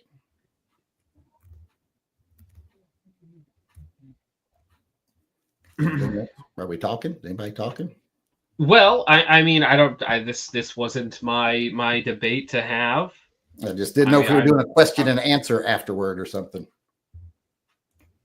Well, I mean, I don't know if Randy has anything else that he'd specifically like to bring up. Or I mean, I think I let him hang himself on his arguments and his discussion points. I'm glad you there's nothing I'm going to say that's going to be dumber than Yankee Marshal. I will honestly say that I'm glad you think that. It makes me happier that you walk away thinking you accomplished something. Well, yeah, but if that's I mean, there's not a lot of questions in the chat. It's mostly making fun of either one of you as they're saying what they say. I can take it. I'll just cry a little. Just a little. That's good. Johnny B says Yankee gave me AIDS. That's not very nice of you. I didn't give him AIDS. He had AIDS when I fucked him already. Oh, my point. Point you can't take a joke. Yeah. That was funny. I think that was funny. But we see where his mind goes. Absolute Moon Man's having a toast. But yeah, I mean, if that's it, gentlemen, I'll probably boot you guys, and I got to get through all of this this wonderful support that people are throwing around. Unless somebody wants to say like closing statements for the two of you.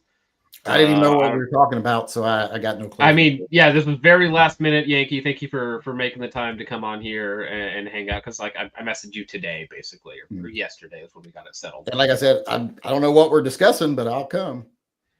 I guess my 2 cents to finalize things is I think you should watch Approacher Band's content and actual Sig 320 content before you continue to make yourself look like a fool. And I'll enjoy collecting that $100 in no time. And I will gladly watch any content anybody can show that actually shows a gun going off without the trigger being pulled, and will promote that position if it's ever proven. But until then, I won't do things that's damaging to the gun community and the gun industry just because I like the sound of it and it gets me views.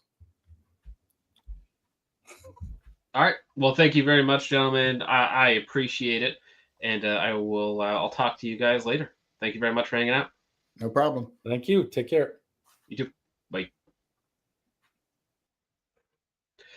All right. I'm probably not going to leave the Tito pair up all night, Mr. Moon Man. Because, yeah, that was Randy asked for that. How's everybody feeling about Randy's performance there?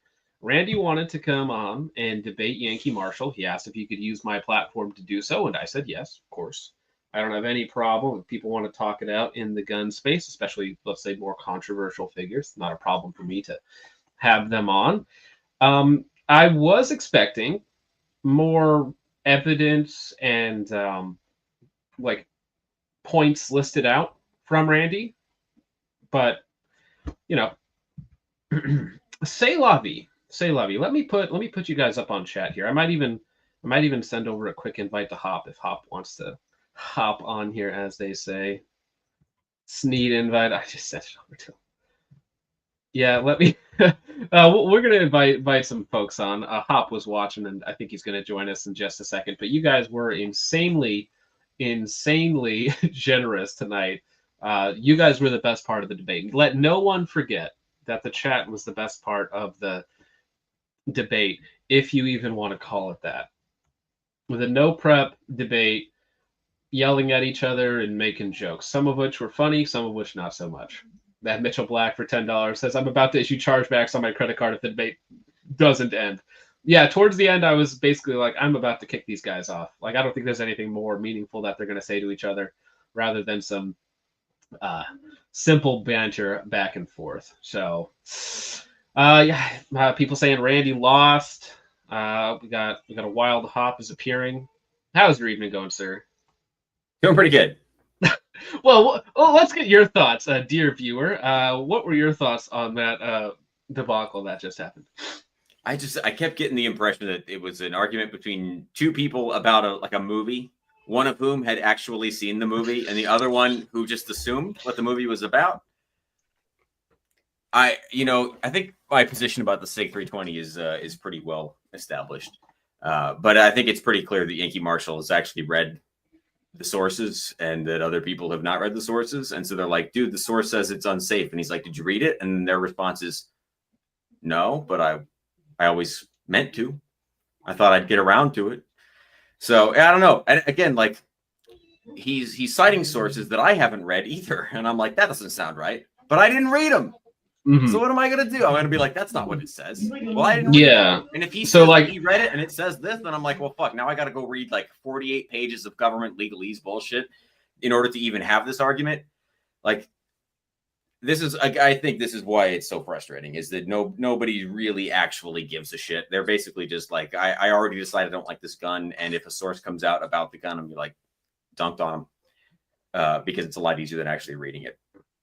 And yeah, also, so if somebody was going to try and make a debate, you need to actually just pull up all the quotes. Like, pull up your 10 quotes that you want to read out and have that lined up and ready to go. Like literally just watch if you can't even read, just watch a Protroband video and then just pull up the screenshots up from whenever he has like a specific thing that you want to talk about. This is the problem with Protroband. I respect the work that he's doing. Unfortunately, none of his videos have ever been short enough for me to watch them. So I see them. They're all of them. Every single one of them is in my watch later playlist. But you know what happens to videos when they go into your watch later playlist? You forget about it. You don't watch. I don't even know what's in there anymore. There's hundreds of videos in there. At one point, I was like, I must watch this video. Never watched it. The playlist is thousands of videos long, and you're not going to get to any of them. So I'm sure he's done some work there, and I appreciate the work that he's done. I just don't know what it is yet. Right. It's a lot of esoteric stuff. But yeah, Jake, how's your night going, man? My night was better before watching that debate. I'll be honest. Was better. That was not a debate. That was a fucking like vintage internet slap. That was like a Usenet era ad hominem filled slap fight between two guys who apparently had beef going into it. Bro, it was like 7 minutes in, and it was just, you're fat. No, you're fat. No, you're old. No, you can't have kids. Yeah, so right as you were wrapping that up, I saw the thing that said you'd been live for 60 minutes. I was like, wow, it felt like 4 hours. I guess they were running out of stuff. Like when I have to, this wasn't my debate. When I have to start pulling up all this stuff and doing all the legwork, I'm like, come on, man, this wasn't even my deal. Yeah, that was my biggest critique, I think, is if you are going to debate somebody on a specific topic, really the debate should be about one topic. Whenever there's multiple topics going into a debate, it turns into this, like, whenever you feel like you're losing in one spot, you just like transition to a different topic. And I don't think that's really a good way to do a debate. Also, having evidence going in, you really need to have evidence. You need to stick to your guns. You need to really just kind of focus in on it. And I don't think I like Randy. I don't think he did a great job. I don't really know anything about Yankee Marshal, but he seemed to do much better. And he made claims that were, not as easy to refute if you haven't done the research. Well, you're right. They should be easy to refute if you have the research, but without the research, if you just sit back and talk normally and just semi-confidently about what you're saying, and the other person has nothing for you, like he could have lied the entire time, right? Yeah. But without any shred of evidence, it's not. As from a rhetorical standpoint, like I'm I'm a fucking educated faggot and a big nerd, but like I love rhetoric. I like the bits of rhetoric, and I like watching people try to use it and misuse it. And I think what we kind of saw there was that the conventions of rhetoric were basically abandoned 30 seconds into anything that could have been a potential talking point. Like anytime someone's like, I got source A versus source B, it was immediately abandoned in favor of, well, you were mean to me. Well, you were mean to that guy. Well, you're fat. Well, you're an idiot. You're gay. Like, oh my God. I not that I necessarily thought that this was going to be the debate that finally settled the 320 issue once and for all, but I still my hopes were up, and you dashed the most expertly, sir. Well, I'm gonna put a poll. Who won? Okay, Randy. I don't know. Oh, this is like Aliens versus Predator. The tagline: Yankee "Whoever Marshal. wins, we lose." Oh, dude, that's good. No matter who wins, we lose. All right, that should be in the chat. Figure it out amongst yourself. Who won there? Siley's in the chat. I know a bunch of people are. I wonder if is Johnny still with us? Is Johnny still hanging out? I'd get Johnny B on here.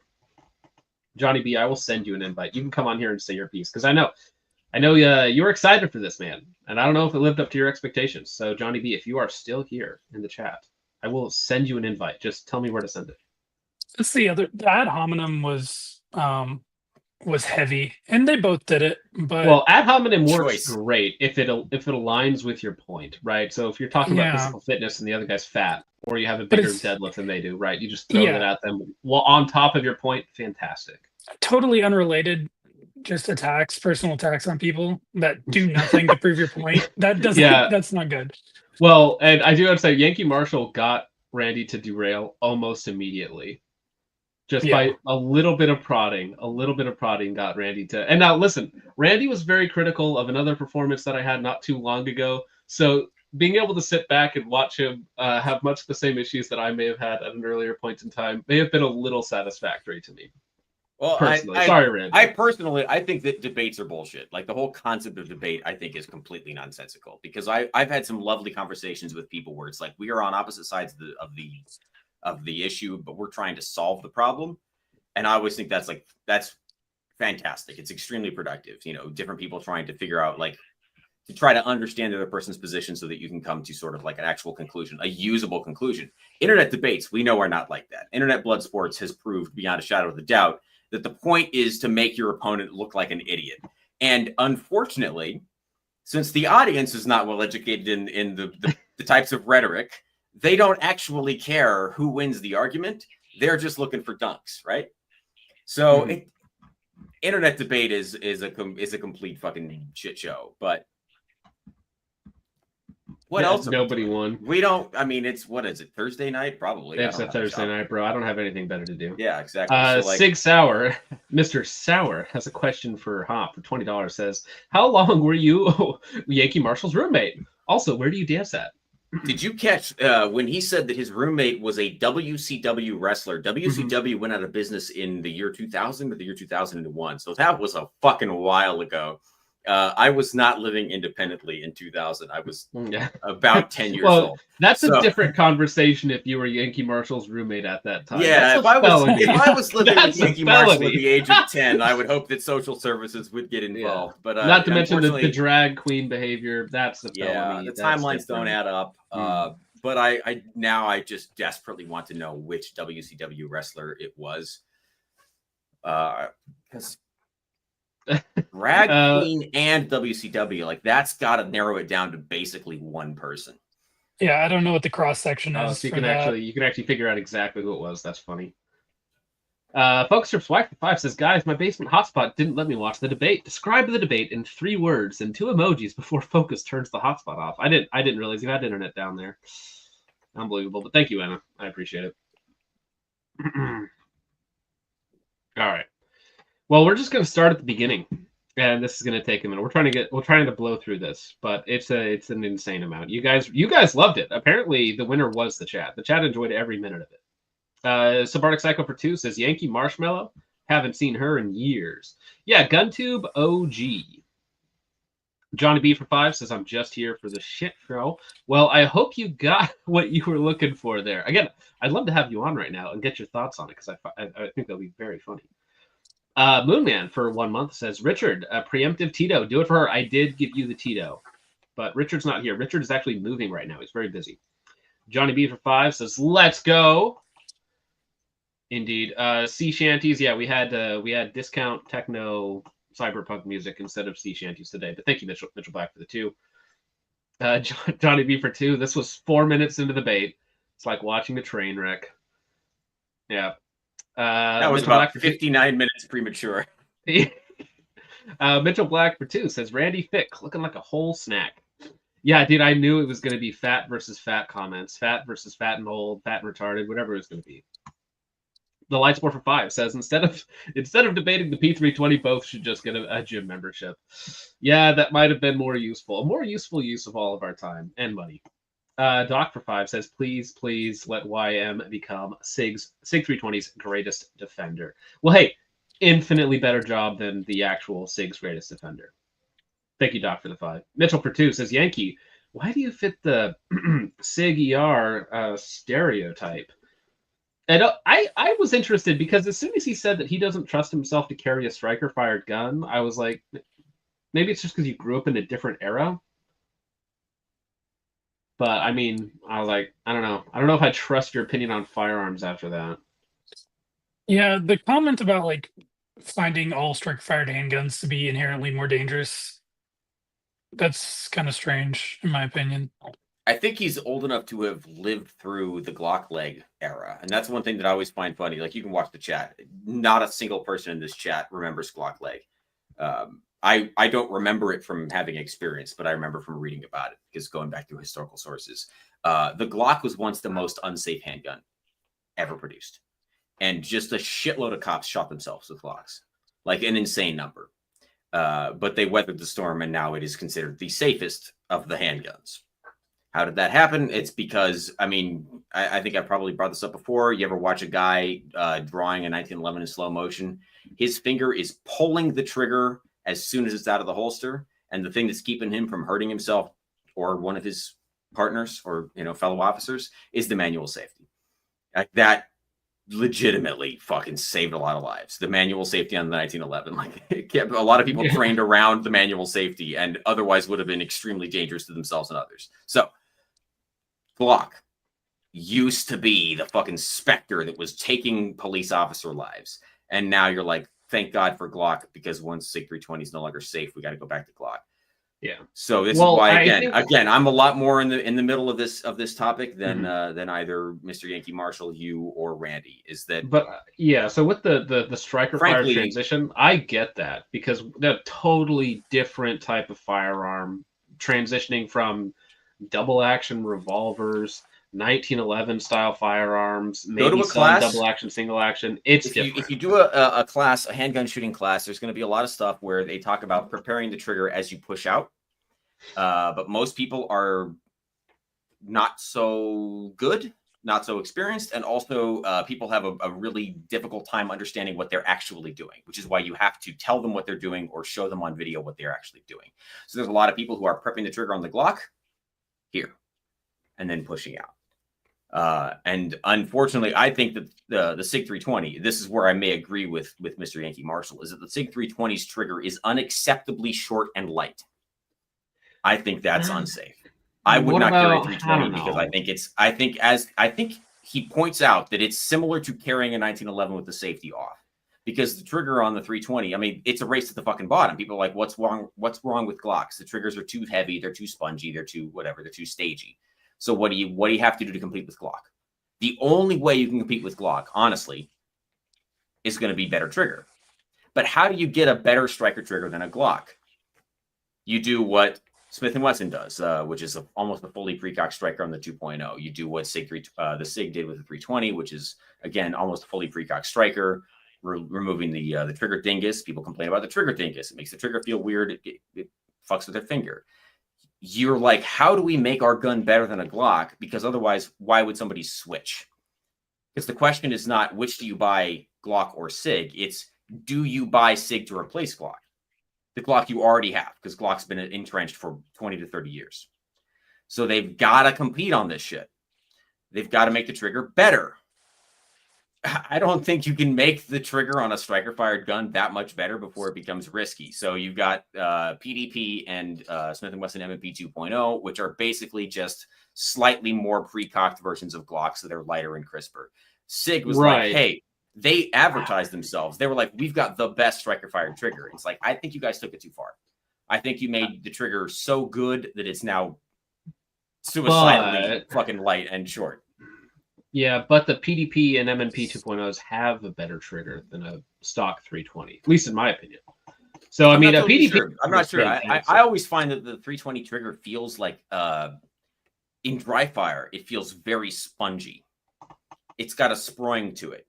In live fire, I think the 320 trigger actually does feel better. I think in dry fire, you can kind of like, you can feel that weird like rebounding effect on the 320. I hate the 320 trigger, but I also hate 2011. Like, I hate the fucking guns. They're such interesting. So much ass. Well, I mean, because I know that Australia just picked up the PDP.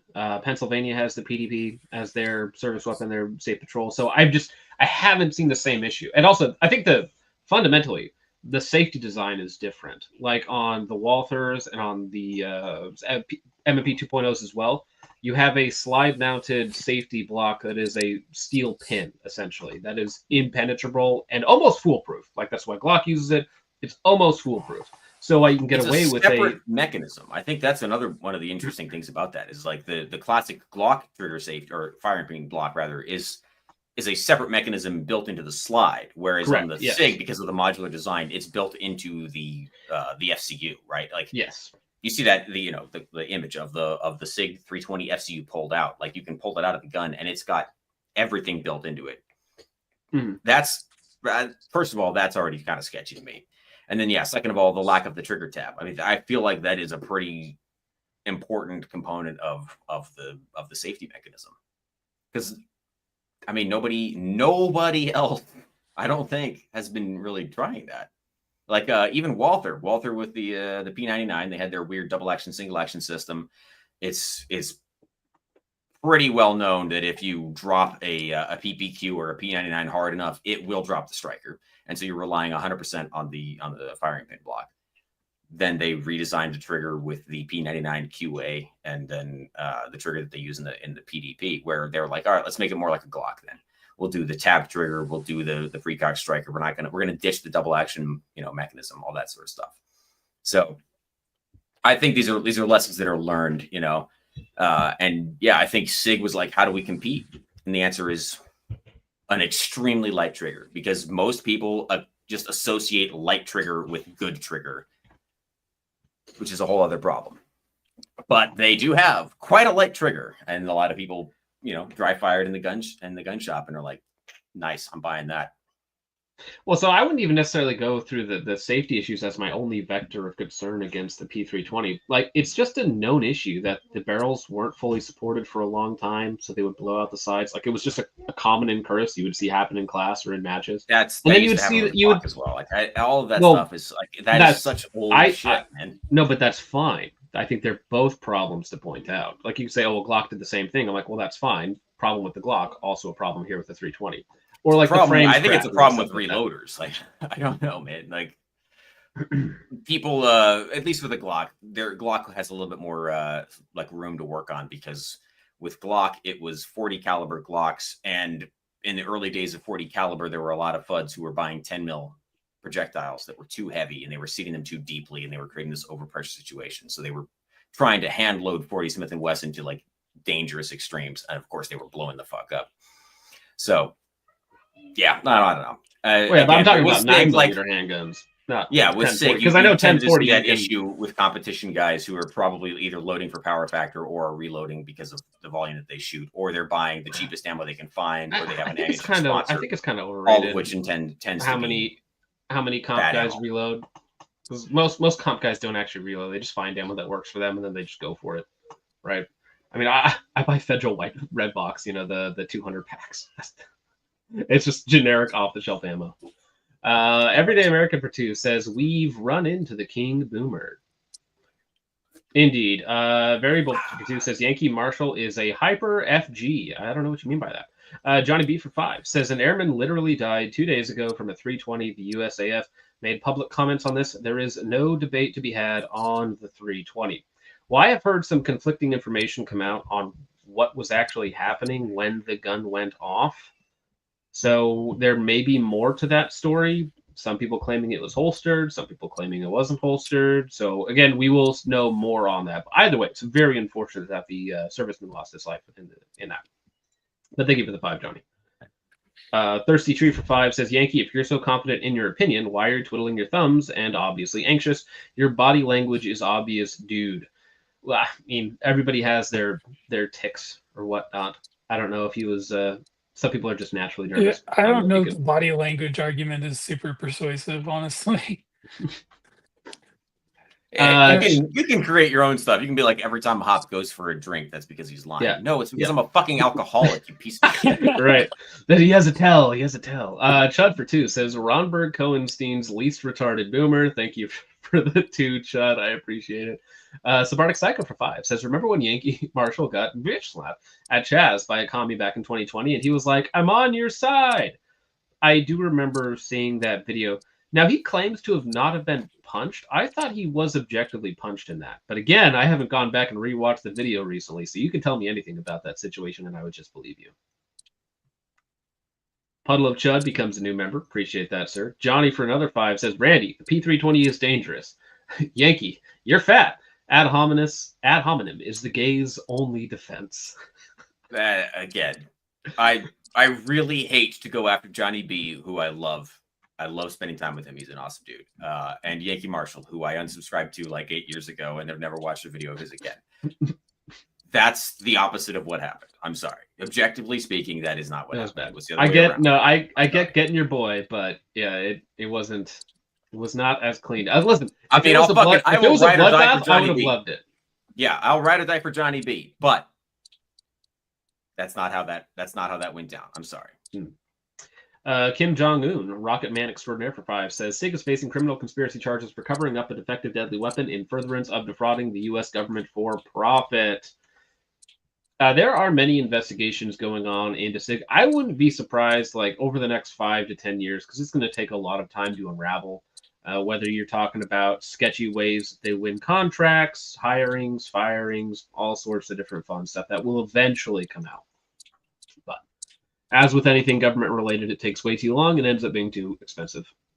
Firearms and Fitness for 10 says, you are talking to a wall. Dude's playing the nuh-uh games and deflecting. He's not interested in the conversation and refuses to engage with the evidence you're going to present. Now, I think there is an element of that. Again, who are you talking about? Because depending on the minute of that comment, it could be either one of them.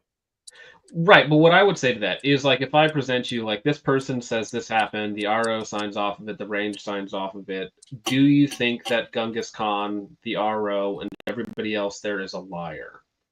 And yes. He did say yes. Yes, I do. He did say yes. I do think that. Same thing with I think all of them are lying all the time because it's as we've established that, like, you have to winnow away so many epistemological razors before you can actually get to the heart of this issue, where it's sort of like the simplest explanation is the most likely. Did you pull the trigger because you were fucking around with it, or you had something in the holster, or did every single safety mechanism on the gun fail at the exact same time as you bumped it? Okay, that's one. Now, either is possible, certainly.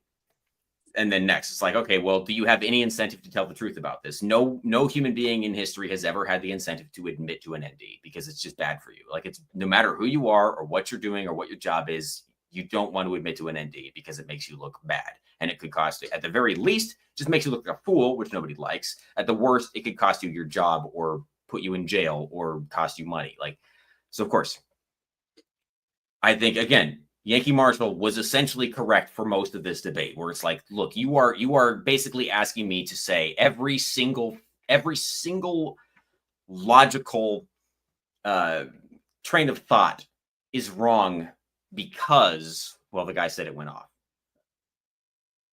Again, this drives me fucking insane, man. I hate this fucking gun. I hate this gun. I would never buy one. I would never encourage anybody to buy one. I don't like shooting them. And yet, the arguments against them are so full of just complete nonsense that I'm like, hang on, you slow down. You got to slow down. You have to treat this a little bit more logically. You have to approach this from a genuine perspective. You can't just, again, as a lot of the comments I think have already shown, like, there are a lot of people who actually didn't care about the substance of this quote unquote debate. they made up their minds before they clicked on the video, and so they are essentially lying to you. They're posting lie comments because they're supporting their guy, and that's fucked up, and that's why we're never gonna know. So it's your fault. You guys fucked up. You made it into an ideological issue, and now we're never gonna know what's happening. I don't know, but I couldn't go that far to blame the audience on. Oh, I'm blaming the audience, man. I'm doing it because I honestly I think this is the issue. Like we're never gonna know because there's too much noise in the signal. I think we're fucked now. I think if people had been a little bit more circumspect with this, then we might have actually learned something, but it's too late now. So are you saying that because of like public opinion, social media outcry, that is the main reason why police departments across the country are getting rid of the 320? Military investigations are happening. Lawsuits are being won by people against SIG. I'm sure public opinion has some amount of influence on that, but I don't think that is. I really don't think that public opinion has the ability to completely sway something like that, one way or the other. Correct. If you ever worked for a public sector job, you will know that the people who are allowed to make the decisions don't know anything about the technical side of the decision. So yeah, I think that's probably what's happening. Is essentially someone who didn't know what a 320 was yesterday got the email this morning of like, look at all this fucking outrage, and they're like, well, shit, we better stop doing that. It's unfortunate. Like actual like legitimate testing I don't think is really taking place, unfortunately. But yeah, I think that mostly what we're seeing here is a lot of the fallout from this being an inherently unsafe way to carry a handgun with a very, very light short trigger with no trigger dingus, no trigger safety blade. I think that's at least 99% of it, if not more. And unfortunately, yeah, the people who get to make these decisions are not informed on the decisions. It's just that's how it is, and how it always probably has been. Honestly, if the argument is that the trigger is being pulled because it's so light, so foreign objects. Oh, we're winning. Either way, we're winning because 320s are going away. Like, well, no, I'm just not saying, a good handgun. I don't like it. If that's the argument that the trigger is so light that it's being pulled in the holster from foreign objects and all this kind of stuff, wouldn't it be logical for them to push out a trigger safety upgrade for all the guns and eliminate that possibility?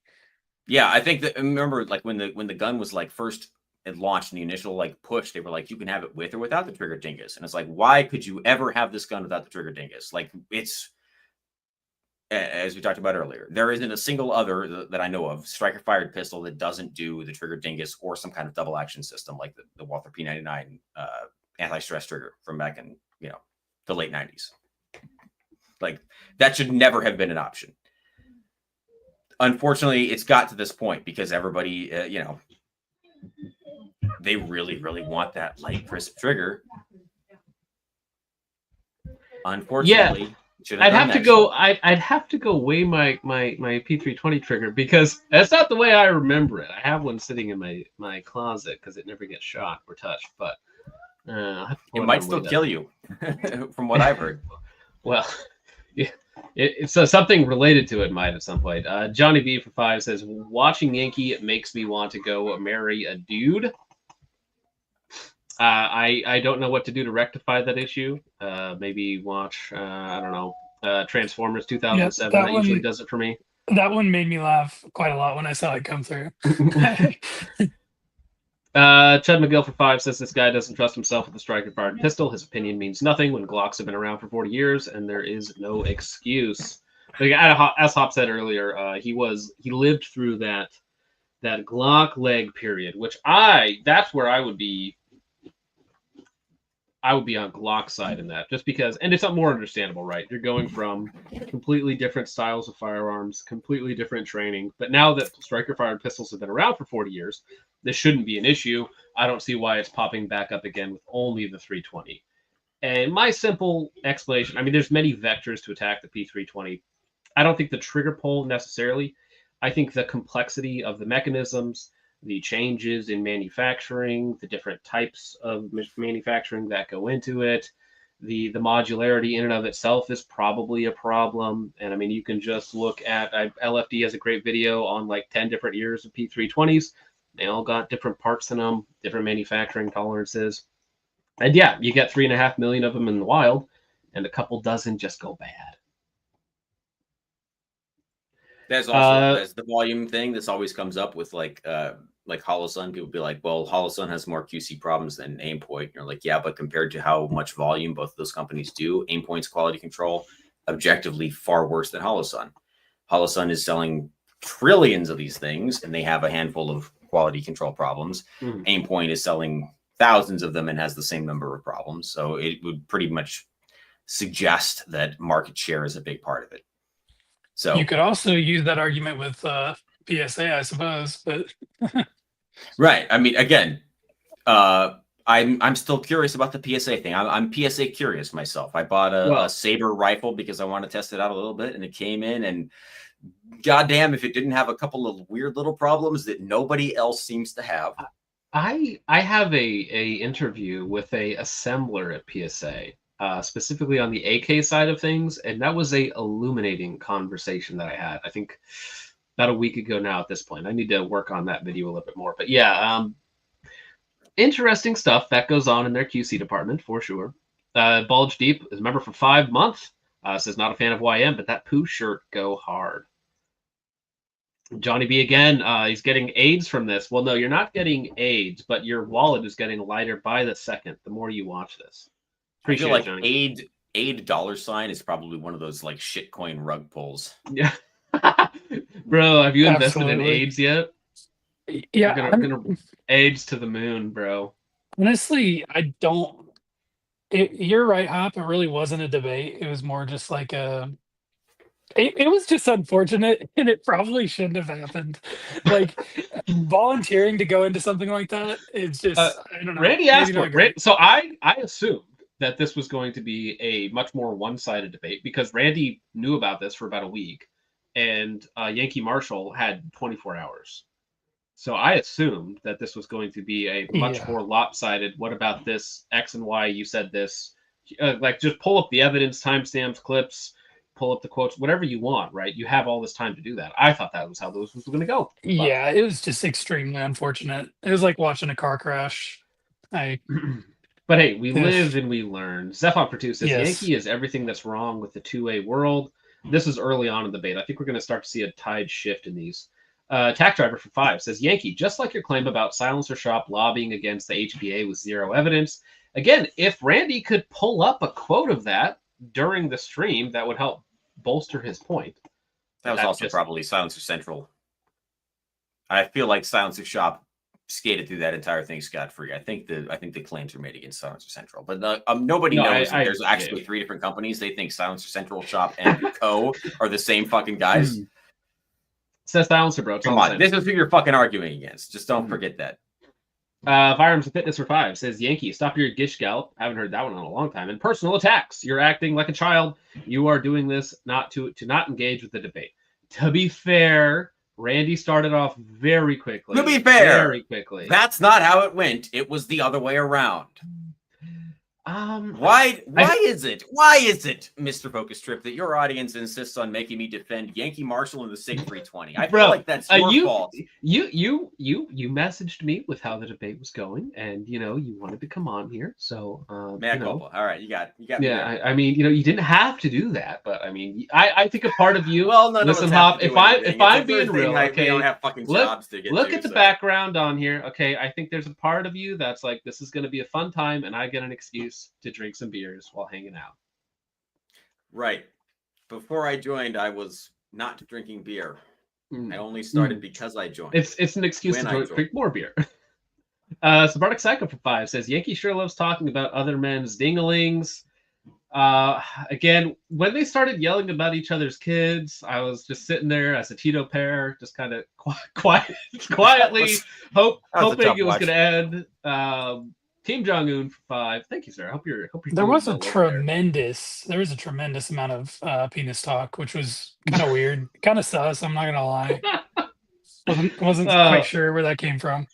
DOD is going to become government witnesses and turn over all the paperwork on how much trouble the SIG has been. Again, we're just waiting for that to happen. You know, it's people Part of the like Epstein Yankee files. Marshal. We got to wait on that. Dude, the P320 is. It's all coming in one really big PDF. Gideon Young for 5 says, "Kick that flamer Yankee off the stream and get my African Queen vintage on." No, I saw vintage in the chat. He probably dipped after like 20 minutes when he saw that this was just going nowhere. That's my guess. I think vintage would have done pretty well. But no, I don't think so. I think you have to come up with all of the evidence, all of your I's dotted and your T's crossed, and just make sure you have everything ready to go one by one so that your opponent, whoever it might be, not just Yankee, but whoever it might be, can't just slither away and bring up something else, right? Vintage taught me how to yell on live stream. I didn't know how to do that. I didn't know that was an option before I saw him on one of these lives. And I realized that it was actually extremely acceptable to just yell at your opponent. Logan Sucks Shooting for 5 says, this Yankee guy makes me want to get a Remington Model 11 in 20 gauge. I believe that is the Cobainer special, if I'm not He is the mistaken. man in the box. That is correct. Kurt Cobain mentioned. In the box. Good song. Johnny B from 5 says, drinking game. Every time Yankee throws out his hands out, we take a drink, and we're all in the ER. Some people talk with their hands, man. Holy shit, is Yankee Marshal Italian? That explains Gross, a lot. dude. Central Sands Defense for 5 says, can Yankee Marshal explain how 320 fired in its holster while a cop got out of his squad car, or when a cop bent over in the lobby? So if you're taking the 320 Defender route, because I did show those videos earlier, you have to believe that one of them was the keys, objectively was the keys, right? That's what Sig said, so you have to take that's the keys. The other one, where you see the officer get out of his car and then the P320 go off in his holster, that one you have to say seatbelt or something else. Some foreign object got in there. So that's your only way out, I think, of those two. Something got in the holster and pulled it. What was it? Not sure, but it had to be something. Therefore, it was that. Yeah, and his Yankees arguments were not really that strong, but he was just in wake of nothing on the other side. They were the strongest arguments present, and therefore they win. Right? If the smartest retard gets up on the debate stage, he tends to win.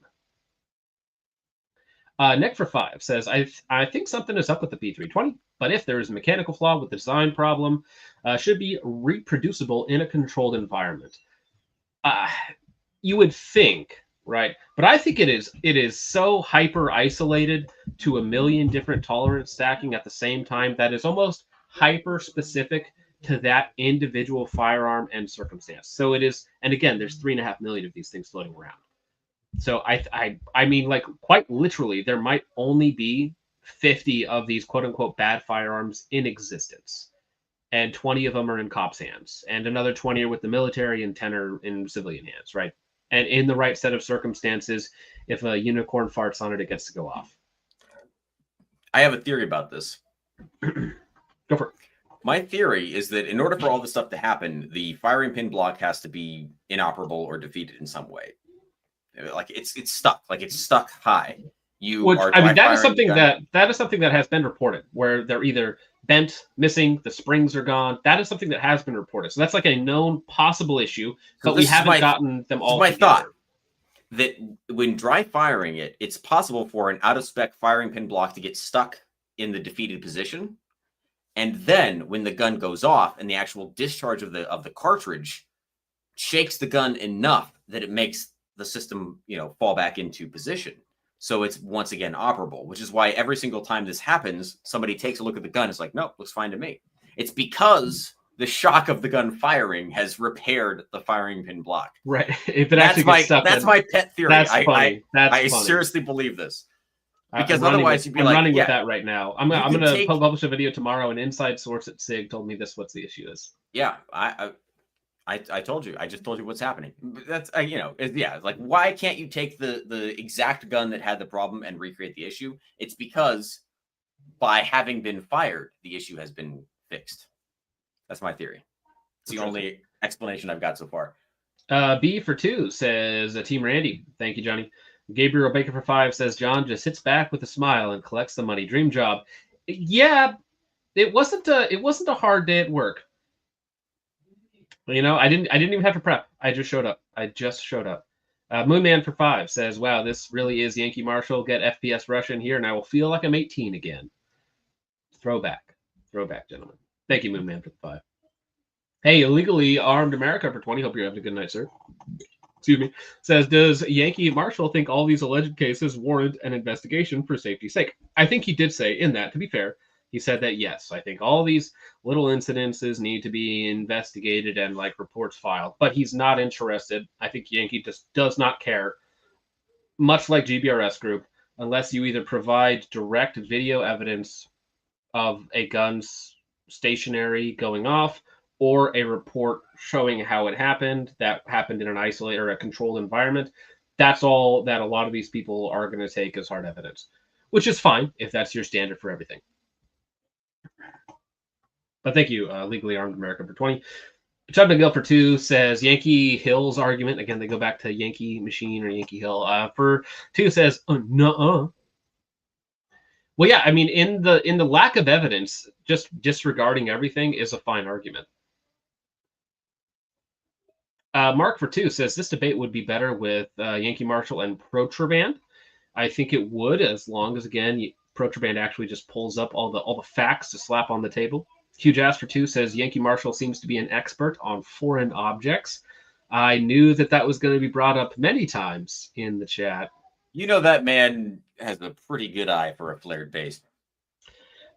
Sig Sour for 20 says, Sirius, California on June 24, 2025 at approximately 12:50 p.m. A Sirius Police Department school resource officer was injured when her department approved firearm discharge while holstered in the parking lot. Yeah, we showed that video. And again, if you're a SIG defender, you have to say that as she dropped her backpack and it interacted with her holstered P320, that as it was falling, something got in the trigger guard, right? So got in there and then actuated the trigger as it was falling. That's the argument, right?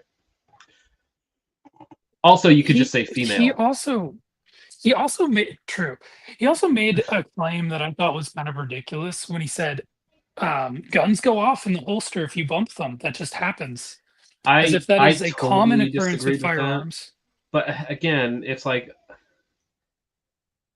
at least it's too easy to pull up that video of the guy who leans over in a gun shop and his Glock 43 or whatever goes off in the holster because he holstered some shirt in there. Like, yeah, it can happen. It does happen. It has happened. But the jostling thing, like touching it to say, because that's still a trigger that's still a trigger activation. To say that just a holstered firearm, it's a known thing that if you have a holstered firearm and you bump it into things or jostle it around, it will go off. As if that happens all the time. Hop, I think you anti-convinced the audience because Yankee Marshal was winning with 53%. Now Randy is winning at exactly 50%. I think you didn't give the third, the proper third option was that the chat won because they had the most fun. True. That would obviously be winning. Actually, John won because he got the most money out of this. Well, yeah, he's getting the payday. The rest of I didn't know that this was going to be the record stream of all time in terms of people throwing money at me to flash these things across the screen at Yankee Marshal. I didn't know that there was that much pent-up hate. And some at Randy as well, to be very fair. Firearms and Fitness for 2 says Yankee is now moving the goalpost. Be better, dude. That was only 30 minutes into the debate, so to go how far back we are. Absolute Moonman for 10 says $10 to get Yankee Marshal a new Funko Pop. Yeah, I'm going to send him a new Funko Pop. It's the least I can do for his troubles. Moski for 2 says let's discuss Yankees boycotts and if SIG should be boycotted. So I think Yankee, if I remember correctly, he has boycotted other companies for seemingly less in the past. So his quote unquote defense of SIG in his video that he published, maybe it seems off to some people, right? But to be very clear, I don't watch Yankees content. Agardis for 10 adds that to Moonman to make it 20 for a new Funko Pop. I don't know how expensive Funko Pops are. There's no way a Funko Pop costs $30, right? That's insane. It's got to be more, right? Because they're collectible. And listen, they just milk this They're money not out of collectible when retards. you buy them. They're like Beanie Babies. They're like $5, and then you assume that 20 years down the line. Sorry for making a reference for all of you people who weren't born Dude, before. I love Awesome. my Like, Beanie Babies. I had the so many theory of is them that they're growing up. worth money someday. Funko Pop. What's the new Funko Pop? They're $30. That can't be true. There's no They're fucking way people actually buy those. Some are cheaper, some are more expensive. They go up to 35. What's the brand new price? Like the Amazon.com. Well, I went to Funko Pop. I guess its MSRP is 30. Some are 35, some are 15. So some are cheaper. 15, maybe there's one that's 40. 35, insane. 35, 30. So yeah, depending on like what it is. $9.99. Like I would have put a ceiling at $9.99. I imagine they like retail, they have to be, some of the base models have to be $10 because they're all the same basically. Like you're going through the grocery store checkout and they've got like candy bars and gum and then some Funko Pops for $9.99, and you're like, I guess I'll grab one of those because I like Tony Stark from that, Iron Man 3. Oh, why'd you pick that Iron Man? Really? Yeah. I've only seen it once, and I remember being like, I think that was the worst one, but maybe I have to go back and rewatch it. It is the worst one, but it's also one of my favorite Christmas movies. Oh, of course, yes. Silverback for 5 says, so the 320 just has the worst bad luck of all modern pistols. Well, I think the Steelman on the other side is that there's just the most of them out there and in police and military hands, so that's why they have the most issues. I think that's the Steelman on the other side. Firearms and Fitness for 2 says, and now he's strawmanning the argument to deflect. At least there was an argument. Johnny B for 10 says, to help Focus Trip survive this, well, I appreciate it, sir. I would have done it for free. Anything Goes for 2 says, Sig Sauer's honorable member of the community. How dare you? True, that was when Yankee Marshal was talking about Mr. Sauer, because obviously it's not the real Sig Sauer, but in our hearts it is. Sig Sauer for 10 says, it's like watching Beavis and Butthead argue. I just can't figure out which one is which. Yeah, the Sig Sauer moment was hilarious to me because Randy was just reading it off and he's like, read that name, buddy. That's not the real Sig. It's like, no. We know. They kept on giving. I mean, that kept getting brought up for the rest of the stream. Vault Boomer for 10 says, make it 30. Get Peepaw, all the plastic goodness. Yeah, $30 gets you a good. That gets you a good, whatever they're called, a Funko Pop. That's there. Thirsty 3 for 2 says, like life must be hard, being as gay as Yankee Marshal. Poor Fudd. Thank you, Thirsty 3. Puddle of Chud, fantastic name, says Yankee Pooper Pusher. Think of the 2. Huge Ass for 5 says Yankee Marshal brings bendy straws to public urinals. Wow. Thank you, Huge Ass. Getting more and more unique as we go down. Gabriel Baker for 5 says, that's not Sig Sauer moment was insane. I wonder how he'd feel if he didn't have breakfast. I should have asked it. I should have just interjected and be like, so what did everybody eat for breakfast today? Or how would you feel if you didn't eat breakfast today? Say Lovey, we will never know. Gideon Young for 2 says, how much money to get Yankee Marshal off the stream? You don't have enough. You don't have enough money to get that done. I'm sorry, sir, but thank you for the 2. Gabriel Baker for 2 says, oh, he's gay. This makes sense now. Hey, Hop's not gay. He's lesbian. Okay, you may not be up to date on this, but lesbian is a type of gay. It's really? When 2 women are gay. It's what happens when a woman is gay. It's called lesbian. Yeah. This doesn't sound real to me. I'm gonna have to fact check you on this. I'm gonna have to do research on this. It's a newfangled ideal, of course, but Moonman for 10 says, how much money to get someone to change their video to just Tito Pair? Richard isn't here, so one of you guys needs to do it in his stead. Well, you should know, Moonman, that I did it for you. You're welcome. I hope that made it look utterly ridiculous to have Randy and Yankee Marshal going back and forth above a Tito Pair. I hope that added to the atmosphere. Huge Ass. I was drunk enough that I thought it was a banana. Huge Ass for 5 says Yankee should appendix carry a P320 while doing a charity marathon. Yeah, he already said. Again, that's where I completely disagree with Yankee Marshal being like striker fired guns are too unsafe to carry. I mean, it's not quite all I've ever carried, but like 99% of the time, it's only ever been a striker fired gun. Legally Armed America for 10 says, where's the proof, Yankee Marshal? Well, again, but there was no proof offered on either side, according to Yankee Marshal, right? Not sufficient proof. So he doesn't, like, in the lack of evidence, you can simply dismiss, right? No matter what the claim is. So he's not going to move on that. Sig Sour for 10 says, Yankee Marshal, does Sig pay you weekly, monthly, or lump sum? No, that's the thing. Like, they do pay GBRS $250,000 a year. They do not pay most of the other defenders. That's not real. They just do it for free. Pulling water for free. Zephon for 2 says, Yankee self-confirmed, psychiatrist. Sure. Yeah, I didn't know that he was a psychiatrist or is that what he said? Psychiatrist? Or has a degree in psychology, something like that? Yes. Don't get the... When psychiatry gets involved, you got to deal with Tom Cruise and his entire repertoire, so careful. I thought that was the science one. I always forget. Yeah, Scientology doesn't like psychology. They're sort of at loggerheads constantly. If no same, why sound so similar? Hugh Jasper too says, Yankee Marshal, how does the certain star spunk taste? No, he actually answered the Israeli question when you asked it later, and he did a great job. Stealth for 2 says the videos are evidence definitionally. Well, listen, bro, it's not enough evidence, right? And to be fair, the videos are evidence that something happened, but not necessarily exactly what happened, right? So, I mean, if you somebody who are, again, like if you're in the GBRS camp where you need it sitting on a desk in 4K, 60 frames per second, going off on its own inside of a holster, a grainy security cam footage ain't going to do it for you. Yeah, it's really just a debate between people who say something happened and then the nothing ever happens camp. That's kind of what we have here, and it's pretty hard to prove either way. Right. Let me pull this up. The nothing ever happens camp is riding pretty high. It's always a good bet. Yeah, if you would look at the time. Thank you for that, Stealth for the 2. Dr. Fuzzy for 2 says, smug moron versus guy who's right but bad at arguing. Listen, that goes both ways. Whichever one you think that is, it works, bro. Thank you for the 2, Dr. Fuzzy. Firearms and Fitness for 2 says, no, they effing don't.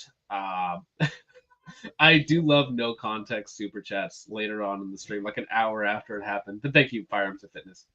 Absolute Moon Man for 20 says, $20 of my disability. Just got out of the gym. Ooh. Pertito Pair and whoever it is that Imuku's strongest soldier wants as a PFP. Oh, Imoko, what do you want as a PFP? I'll do a PFP for you because Moon Man likes you. So that means you're probably pretty good in my book. Thank you, resident federal agent, for the 20. Johnny B for 10 says, woof. Calling Mr. Guns and Gear into question is a wild one. His DD-214 will end Yankee Marshal's nonsense. Well, I mean, to be fair, that debacle kind of did kill what was left of Yankee Marshal's audience. Because I had never watched any of his content, but after all that came out, it was not a good look. Not a good look.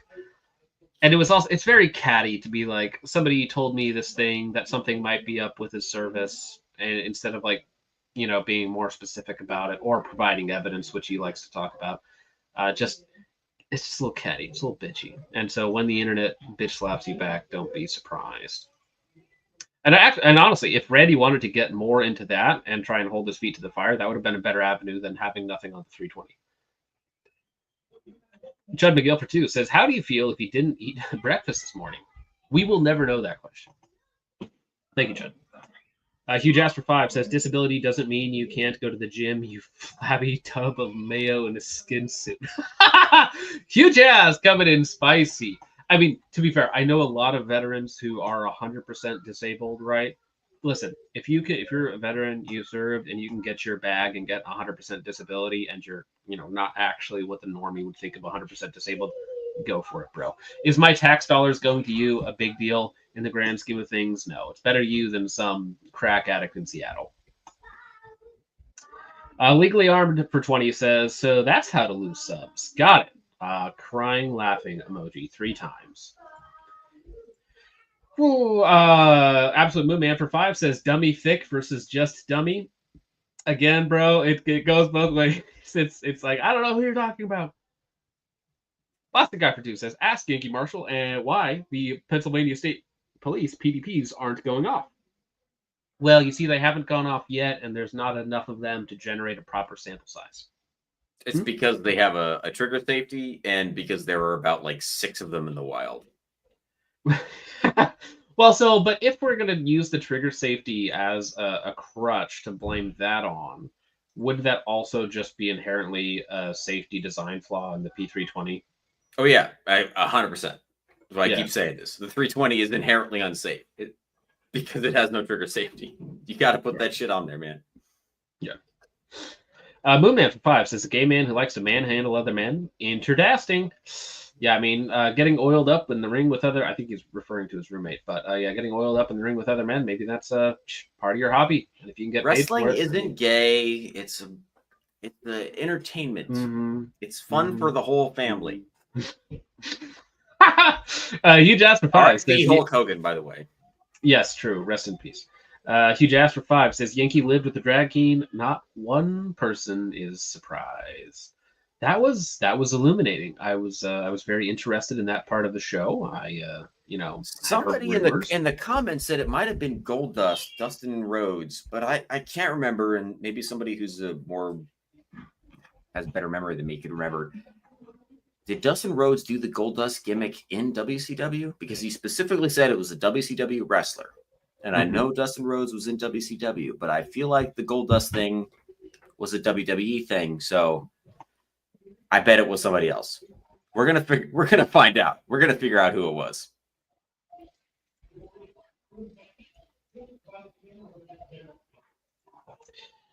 Sig Sour for 10 says, my parents were friends before they got married. Also true. Thank you for the 10, Sig. Moonman for 2 says, I'm on 5 SSRIs and hear voices all the time. Sell me a strap. Somebody please get this man a gun. Thank you, Moonman. Austin James for 2 says, is SIG USA an IQ test, or does the 320 need one? I don't know what you mean by that, but thank you for the 2, Austin. Maybe I need an IQ. I need an IQ test before I can freaking read that super chat. Apparently, damn. Ike Watch for 10 says their throat is an open sepulcher. With their tongues they have used a seat. The poison of asps is under their lips. This is Yankee Marshal. Poetic wording. Thank you for that, Mr. Ike. 6 Hour for 10 says, when you have Winnie the Pooh on your shirt while debating guns, rainbow flag emoji. Well, I think the Winnie the Pooh shirt was something about self-defense, because I think Winnie the Pooh has this little shotgun in that. Because, listen, guys, Winnie the Pooh, he always has one ready, okay? Hugh Jasper 5 says, not every SIG has UDs, but every UD seems to be a SIG. Many such cases. Thank you, Hugh Jasper 5. Johnny B still here says, let's get back to the part where Mr. Guns and Gear is stolen valor. Again, I'd have to go back and watch Yankee Marshal's video if he actually used the word stolen valor against Mr. Guns and Gear, because, I mean, that's something that's really easy to disprove, and which was with his evidence he brought up. Moonman for 5 says, I can jiggle and finger blast my G17 in my Safari Land right now, and it won't go off. I saw Phil Strader get one to go off live, bro. Unbelievable. Are you doubting the evidence, Mr. Moonman? Thank you for that. Crayon Eater Prepper for 5 says, bro, 2 grown men arguing like children, and the low-test loser man with a wall of handguns he never shoots is sus, wanting to see a man's privates. Well, I mean, you know how it goes. Ooh, I just saw a comment. I think it'd be really cool. Someone said we need a Hop and Nut and Fancy stream. I reached out to Nut and Fancy, and he responded saying that he would look into it, but I just need to follow up. If I press, I can get him. Nut and Fancy and I will just agree the whole time. We are best friends. He is my biological father, from what the evidence I've been able to gather. So, Mocha has a good point. Winnie the Pooh had a shotgun, not a 320. Why not address that, Mr. Yankee? Yeah, it's true. Winnie the Pooh knew what was up. I think it was a cork gun. I seem to remember that the projectile was loaded into the end of the barrel and attached to a string that was attached to the rest of the gun. So I don't think it was a shotgun per se. I don't know. I haven't seen it in a long time though, so I'll take your word for it. It was 30 years ago. Well, that's unfortunate because I'm 30 years old. Hugh Jasper 5 says, idea, have Yankee go explain to the deceased airman's family how the M18 is so super safe and it's all lies. Rough, man. Again, I think there's going to be more evidence coming out on that shortly, next few days. So we will see how that goes. But thank you, Mr. Astor 5. Doc for 5 says, Yankee Marshal is FUD maxing. Great photo, by the way. The cope is real. Israel mentioned. Thank you for the 5, Doc. Johnny B for 10 says, I retract nothing. That's true. Yankee Marshal, because I know Johnny B, Legally Armed America, Guns and Gadgets, they do not like Yankee Marshal because of the things he said about them in the past. So they were waiting for this debate to happen. And I just don't, I don't know if they got their money's worth out of that. But thank you for the 10, sir. Mitchell Black for 50 says, what are the Yankee Marshal's thoughts on Israel? And he answered them pretty well, actually. I think he satisfied most of the chat with his answer there. Thank you for the 50 for that, Mitchell Black. You are absolutely nuts for making me or having. Are you trying to have sex with me? Chud McGill for 2 says, why do no other pistols have these issues in 2025? Because they did it 40 years ago. 40 years ago, but why the gap? Why the gap between the 1980s and the 2020s? Why that? Because history, man, history. After the Glock started getting adopted, what did everybody do for the entirety of the 90s and the early 2000s? Do you remember? Oh, I was an embryo. What are you talking about? Right, everything was DAO. We got the FN-49 double action only striker. We got the Sig 250 double action only hammer. We got the fucking New York Glock trigger. There was a very long, at least decade long reaction to what happened after the Glock started to get mass adopted in the late 80s, early 90s. This did happen. This has all happened before. It will all happen again. Time is a flat circle. You are going to be in my position 10 years from now, arguing against people who are younger than you who don't remember what actually fucking happened. Well, okay, well, like, what are you talking about? You're let's even take. I'll take the 10-year gap out. What about 2005 to 2015? I think that's probably when people realized they were fucking full of shit, and they were like, "Oh, actually, Glock is good." And they started right, but that's when polymer frame striker fire guns started to be everywhere, though, because you had the MMP start to pop up around that time frame. You have what else would be? There'd be probably something from Walther in that time frame. It would have been the FN. Well, not the FNP so much because that was DASA. The Walthers never got adopted. Nobody ever bought Walther. That doesn't count. So what else was there? Hey, they served in militaries over the world. I mean, I guess to your point a little bit, the M9 was which one? Peak. Beretta APX.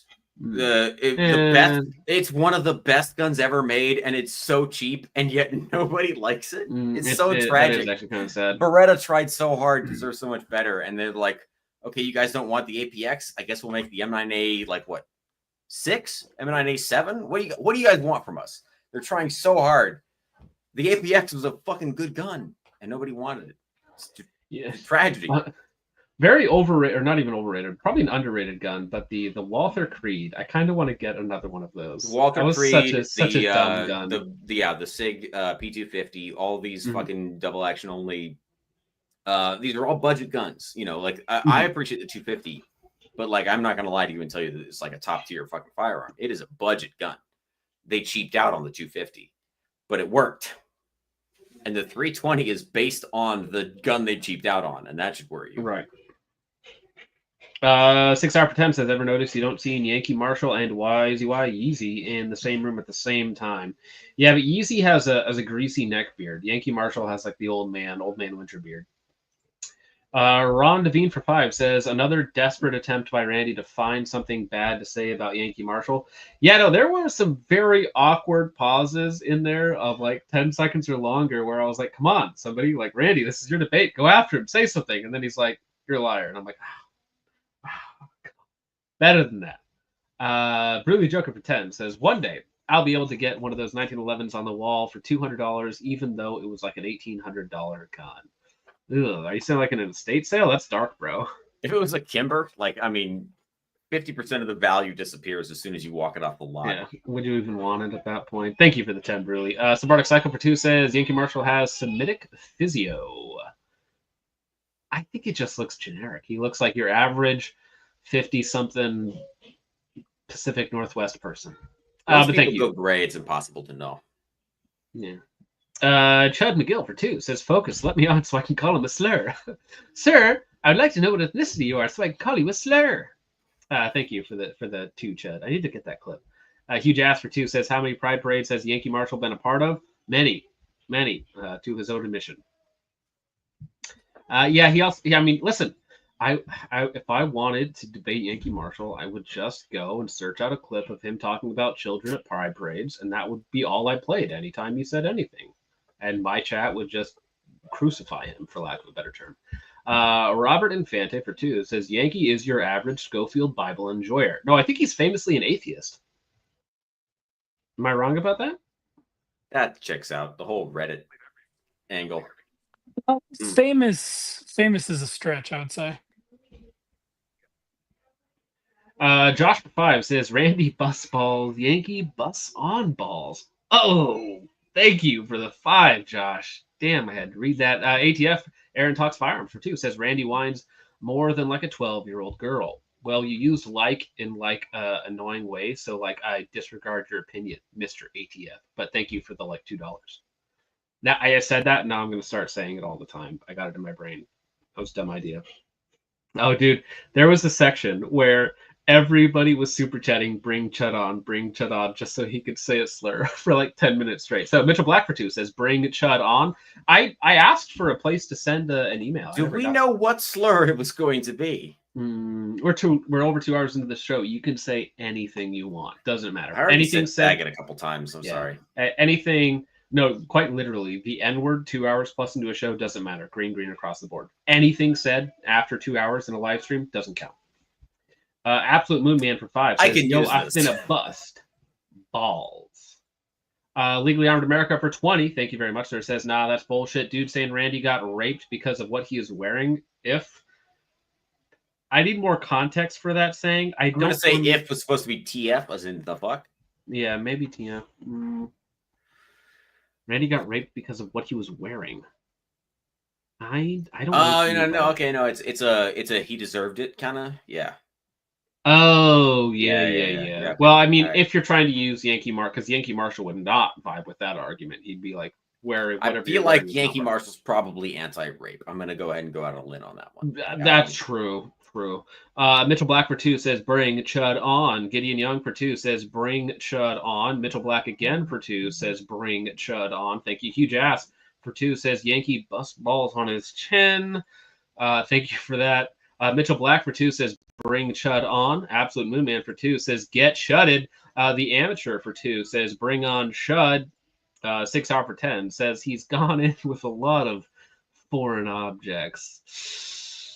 There might have been a wrestling thing. The timestamps are all lost in history, but foreign objects is a wrestling trope. I don't know. Mitchell Black for 2 says bring it Chud McGill on, and Chud McGill himself says this stream yearns for a slur.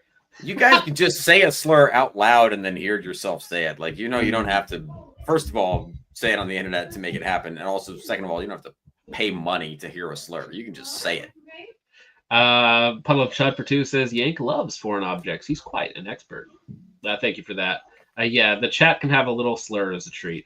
Mitchell Black for 2 says bring Chud McGill on. Thank you very much for the tip. Super chats aren't very original. I've noticed. Bro, they are sheeple. You sheeple in the chat trying to get Chud on here. Unbelievable.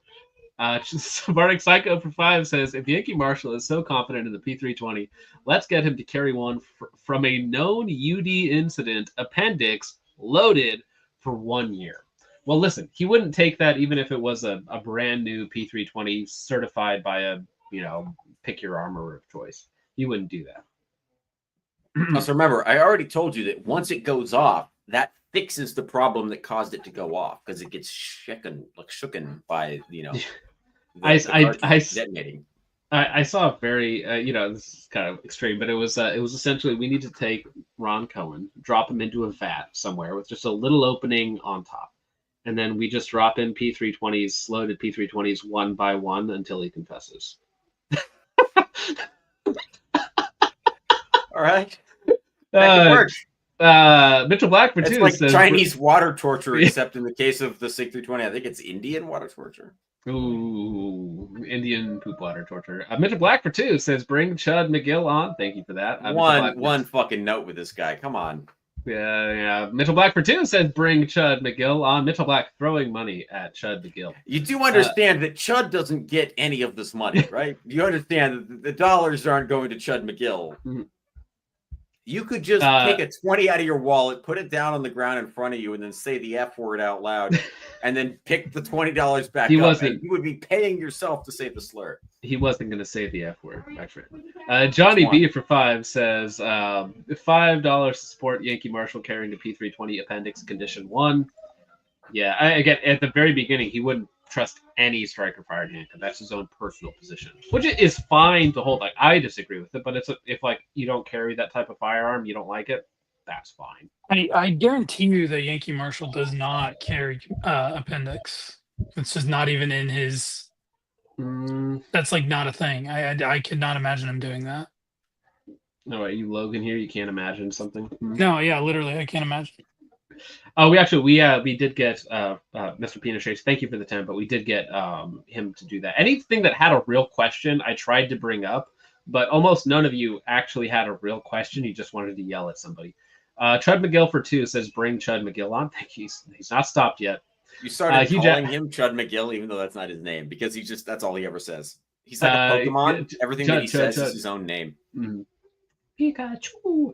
Huge Ass for 5 says, do not give a dime to this rainbow-loving turbo fud. Let him buy his own Soyco Pop. Well, thank you for the 5, Mr. Ass. Mitchell Black for 2 says, bring Chud McGill on. Chud McGill. Chud Mitchell. McGill. Chud Mitchell. Brother. You gotta stop. ATF, Aaron Talks Firearms for 2 says, Randy's parents should have used birth control. Thank you, Mr. ATF. Appreciate it, sir. Son of Mandalore says, yeah, this stream is gay. Listen, I don't know how there's still 500 people watching this 2.5 hours in as I read through 190 super chats. Agardis for 5 says, why does absolutely no one prepare for these debates? They just rely on Trip to pull everything up. People, if you're going to throw shade, be ready. And that's the thing. And Randy knows this. Randy knows he messed up. He knew he messed up like 10 minutes into the debate. Because listen, just bring up everything that you want to share. And again, this wasn't my deal. If this was my deal, I would have pushed it off for like 2 weeks and just made sure I had every shred of evidence that I could. But that is not what happened today. So yeah, lessons learned for the future. Johnny B for 5 says $5 to talk about how Guns and Gadgets is the dumbest person he knows. I talked to Jared Daly. He may not be the dumbest person out there. Yeah, I mean, again, Yankee Marshal and some of the other OGs, they just don't like each other. Some more. Meanwhile, I like everybody. I'm just a ray of sunshine, obviously. Certified hugger. Moonman for 5 says, much more important than this argument, I still need the Doobie Reddit Sig screenshot. Do I have to pull that up again? Oh, dear. I just need to drop it. I think somebody did drop it in the Discord. Or maybe not. Maybe I'm the only one who has it. I might actually be the only person on Earth that has it, because it was gone in like 1 minute. Have you gotten a chance to give Matt Branca that hug yet? Or has that not happened? Sadly, no. I'm sorry. I think if he and I encountered each other in the real world and he was sober, I think I'd get it. And I think he'd enjoy it. I think it might change something in him. Something deep inside that's been dead for a long time. Yeah, Johnny B for start going to pride parades with Yankee Marshal. What a strange turn of events that would be. Johnny B for 10 says $10 to say Funko Pops are gay. I think they're gay. They're like peak consumerism. Ree for 5 says never forget that Yankee Marshal got punched in the face at Chop/Chaz like a little cook. Thank you for the 5. Yeah, I was under the impression he got like a concussion from that attack, not just his phone punched out of his hands. But again, maybe I am misremembering things. David 5 says there's only one way to settle this: a game of tummy sticks to expiration. Neither of them have extraordinary evidence. Thank you for the 5, David. Appreciate it. Huge Asper 2 says fence sitting turbo FUD. Object. Yeah. Puddle of Chud for Fucking 2. iPhone user. I hate them so much. Why does the IDF target Christians, Yankee? ... Question mark? I think there is. I think we're down to one Orthodox church left standing in Gaza at the moment. I think they destroyed all of them except for the last one. Mitchell For Black. now. Well, it's going to be gone. It's going to be a resort. Didn't you hear? Mitchell Black for 2 says I'd rather listen to sea shanties than this debate. That is a difficult combination of words. The S and then the sound back to back. I can't do that. Soon may the kitty man come. That's the only sea shanty.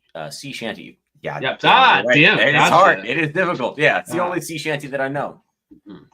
Jar Jar is my lover. Fantastic name. Says it's Randy. Member for 31 months. That's over on Yankee Marshal. So I think these are Yankee Marshal super chats because he was restreaming my stream.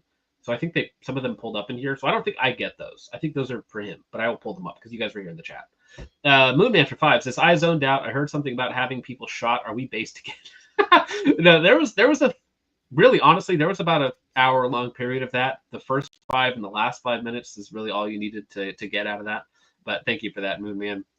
State Hats for 2 says Randy, what size bra do you wear? Again, he's a free-range man. He lets them hang loose. Moonman for 5 says Leviathan, the Kraken. Q warned us the storm. 2 more weeks? Yeah. Patriots, code, go. Thank you for that, Moonman. Chad McGill for 5, the man himself. You don't trust yourself with Glocks. Your opinion is poop. You have no right to be out here voicing your opinion when you are too inept to use a modern firearm. You spelled 2 wrong. Yeah, I'd love to back you on this one, Chud, but come on, man. If you're gonna pay $4.99 to have your comment displayed to the world, you gotta spell it right. You can lambast him and make fun of him. So that's where you start talking about the ad hominems, where for me, like throwing them in there against your opponent, if they admit like in the first couple minutes of the debate they're too scared to carry a striker fired firearm, like every time that came up where he says like, oh, I don't like this, I don't like that, I would just keep bringing it back to that. Like he gave you such good ammunition right off the beginning. If you wanted, I would hope that last time that I was on your lovely show, we did have a bit of an argument, less of a debate, more of an argument. But when was that? Lead and Steel. It wasn't Lead and Steel. I thought you meant me and you had an argument. I was like, what do you? We would never. Certainly. Well, we would. We disagree about things, but we're more, charitable to each other, I suppose. We'd also probably just hug it out. But like last time that I was on your show, I've met you in person and I didn't get a hug. Let the record. You did? No, I hugged you. I swear to God, I did. There was the big group of guys. So like it was not. It was not as fulfilling as I would have liked it. It was not a lengthy hug, but I it might have been a bro hug, like I don't know. Yeah. But next time, I promise. Oh, he's just gone. Oh, jeez. Now I feel bad. I didn't mean to. Anyway, no, it's awkward. Oh no. Huge ass. You have if you have but to ask, my friend. But I would say last time, I believe that last debate that we had, I think I did a reasonably good job of just not engaging with anything that wasn't relevant to the debate itself. You're cutting me off, and now you don't care. I can't keep up. I don't fucking care, brother. Come on. Okay, great. What's good about this object?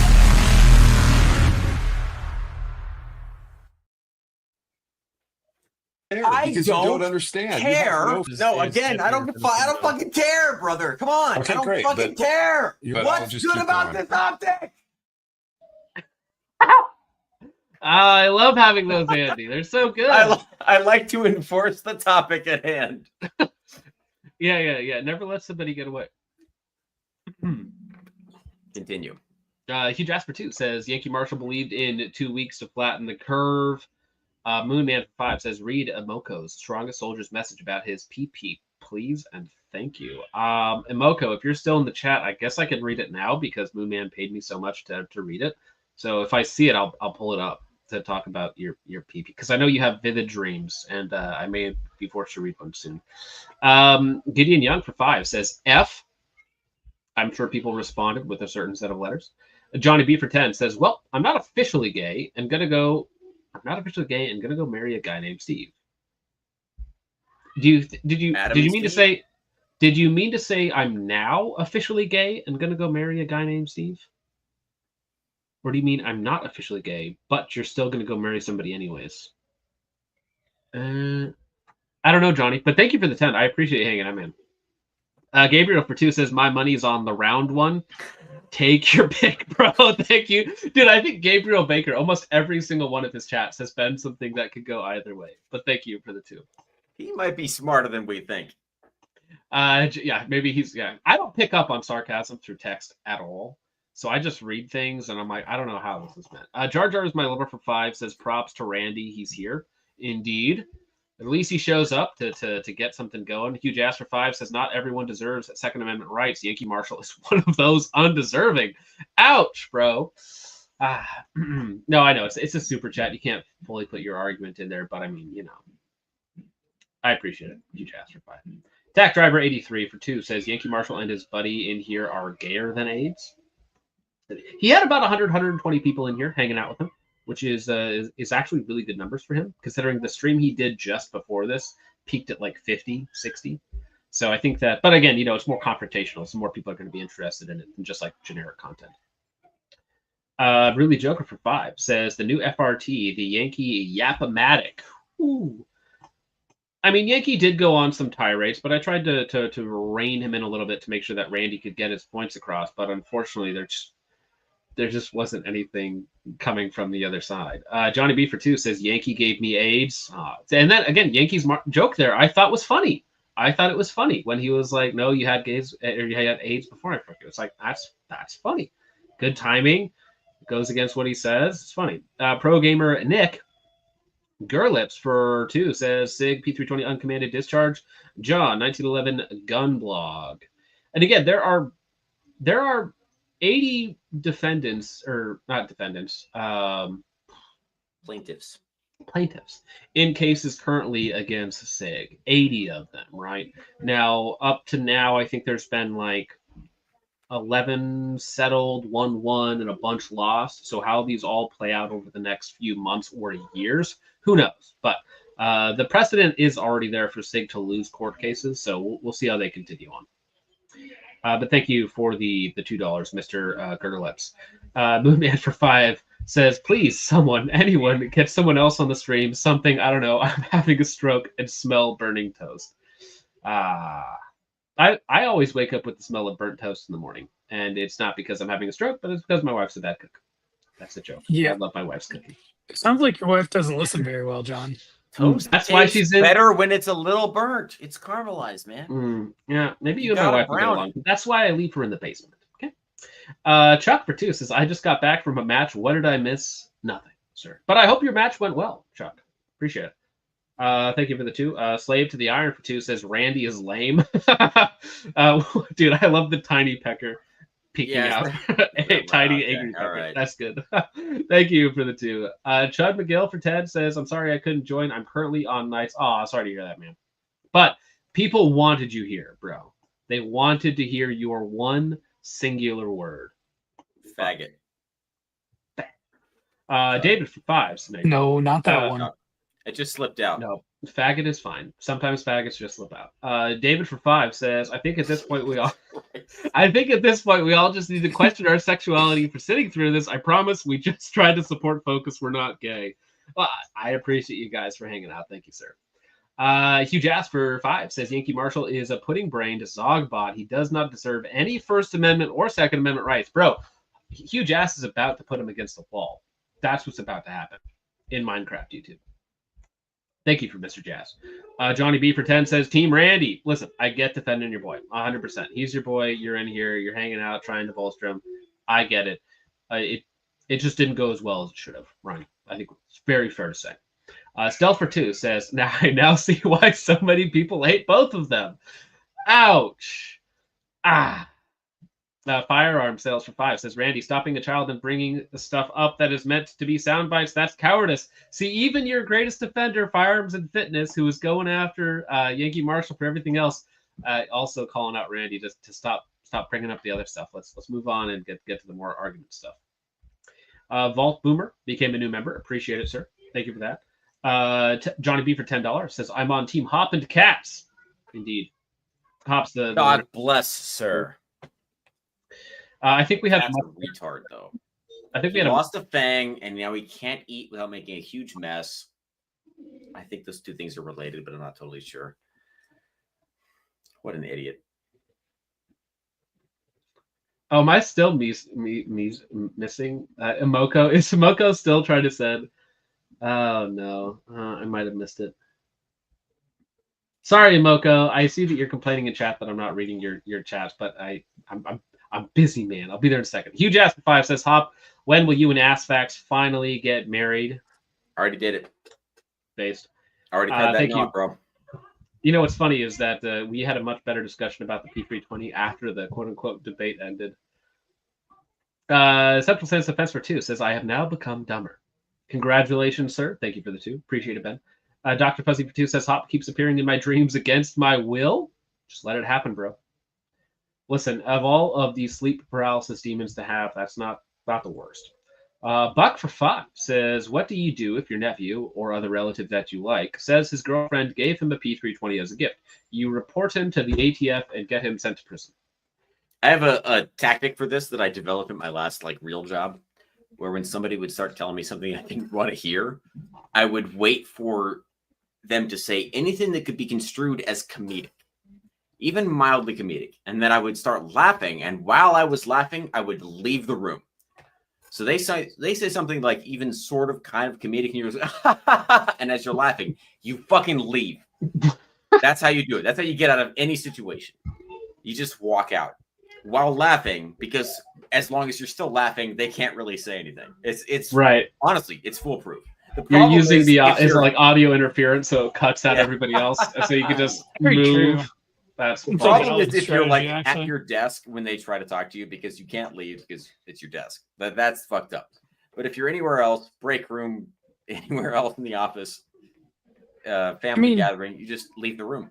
Now, is that it? Is that it, Emoko? Was that it? You all this time complaining in chat, and that's all you wanted me to read? I need 2 weeks with my Centuricy to flatten my curve. PP. Thank you for that. I if that's really what you wanted to get out, I hope that did it for you, man. Sorry, I cut you off, Jake. Oh, I was just gonna say, if I need to get out of a situation, I just say that I have to go have diarrhea. Also works, effective. Huge Ass for 5 says, Hop and ass claps are unironically my sleep paralysis demons. It's like good cop, bad cop. That would be a funny skit. To have somebody wake up in bed and then have you talking about something on the other side and Brass talking about something on the other side and just edit it together super schizo. That would be a good skit. Thank you for that. I'd kill myself if that happened to me, but yeah. Thank you for the 5, Huge Ass. Fresh Peanut Shaper 2 says, I'm a simple man. I was entertained. There you go. Thank you, Mr. Peanut Shape. Absolute Moonman for 5 says, get CNR on to tell Yankee Marshal that the 1906 whatever is better than whatever Yankee likes. True. Yes. I think Fudbusters and Navi would also do a good job of telling what's better, like the Colt All-American 2000. Johnny B for 10 says, cats. Let's talk about cats. That's what I'm saying. That's what I'm always saying. That's all I ever say. Always chasing the pussy. Central Sans Defense for 5 says, I've mediated family domestic fights that were more behaved and pointed than tonight. Damn. Shit slinging Max. Yankee Marshal. Also, psychology the F out of Randy. Yeah, Randy was not prepared. I think Randy has a comment coming up too that we're going to get to. Huge Ass for 10 says, focus super chat fun won this debate. True. You guys basically bought me like a brand new Shadow 2. For this. That's what I get for saying yes. Don't forget to take into account the 33 1/3% that YouTube's going to take from you. That's true. Thundercats Pretend says, I have 2 320s, but now I want to retire them. I'm considering the PDP Pro or Staccato HDP4 or 226 single action. I don't want to spend a bunch of money to customize any more strikers for now. I'm kind of in that same boat too, Thundercats, where I no longer am super interested in taking like a duty or a defensive gun, like something that's a little more serious, and trying to tweak and modify everything about it rather than just starting with a better gun, right? For performance reasons. So I think that's why a Shadow 2 or something like that is my next meme competition gun. But thank you for that, for the 10, sir. Gamer for 5 says, new drinking game, rewatch the stream, take a shot every time Yankee Marshal makes a fat joke at Randy's expense or is made, or if Randy calls out Yankee Marshal for being gay. I think that happened 20 times in the first 10 minutes. So that's a death sentence. Moonman for 10 says, I don't believe in debating. I believe in acquiring enough homies to outnumber people who don't agree with me so that they can go in the summer camp that never ends. Ah, I see. Yes. Numerical superiority is an effective strategy most of the time. Thank you, Moonman, for the 10. Hugh Jasper 5 says, I hope Yankee Marshal roomed with David Flair. Possible, maybe. I don't think David Flair had much of a career, and I don't think he did drag, so I think that's inaccurate. Although David Flair was a really, really embarrassing black mark on WCW in the late 90s. So, feasible. Now, Stan Arsenal's back in the chat after going to the bar and getting drinks. See, Hop did the exact same thing without leaving the comfort of his home. Yeah. And it was probably cheaper, too. Substantially, my friend. I think I paid $9 for all the beer that I've had on stream. Meanwhile, you probably had $9 per drink at the bar. So yeah. Kim Jong-un, Rocket Man Extraordinaire for 2 says, Hop, my number one butt friend. I guess. Hop and the Rocket Man, showing you his red rocket. You also can't bring your cats to the bar. If you drink at home, you can drink with your cats. It's true. Johnny B people take their dogs to the bar though, and man, that makes me jealous as well. Like, if I could take my buddy to the bar and we could get drinks together, like that'd be sick as hell.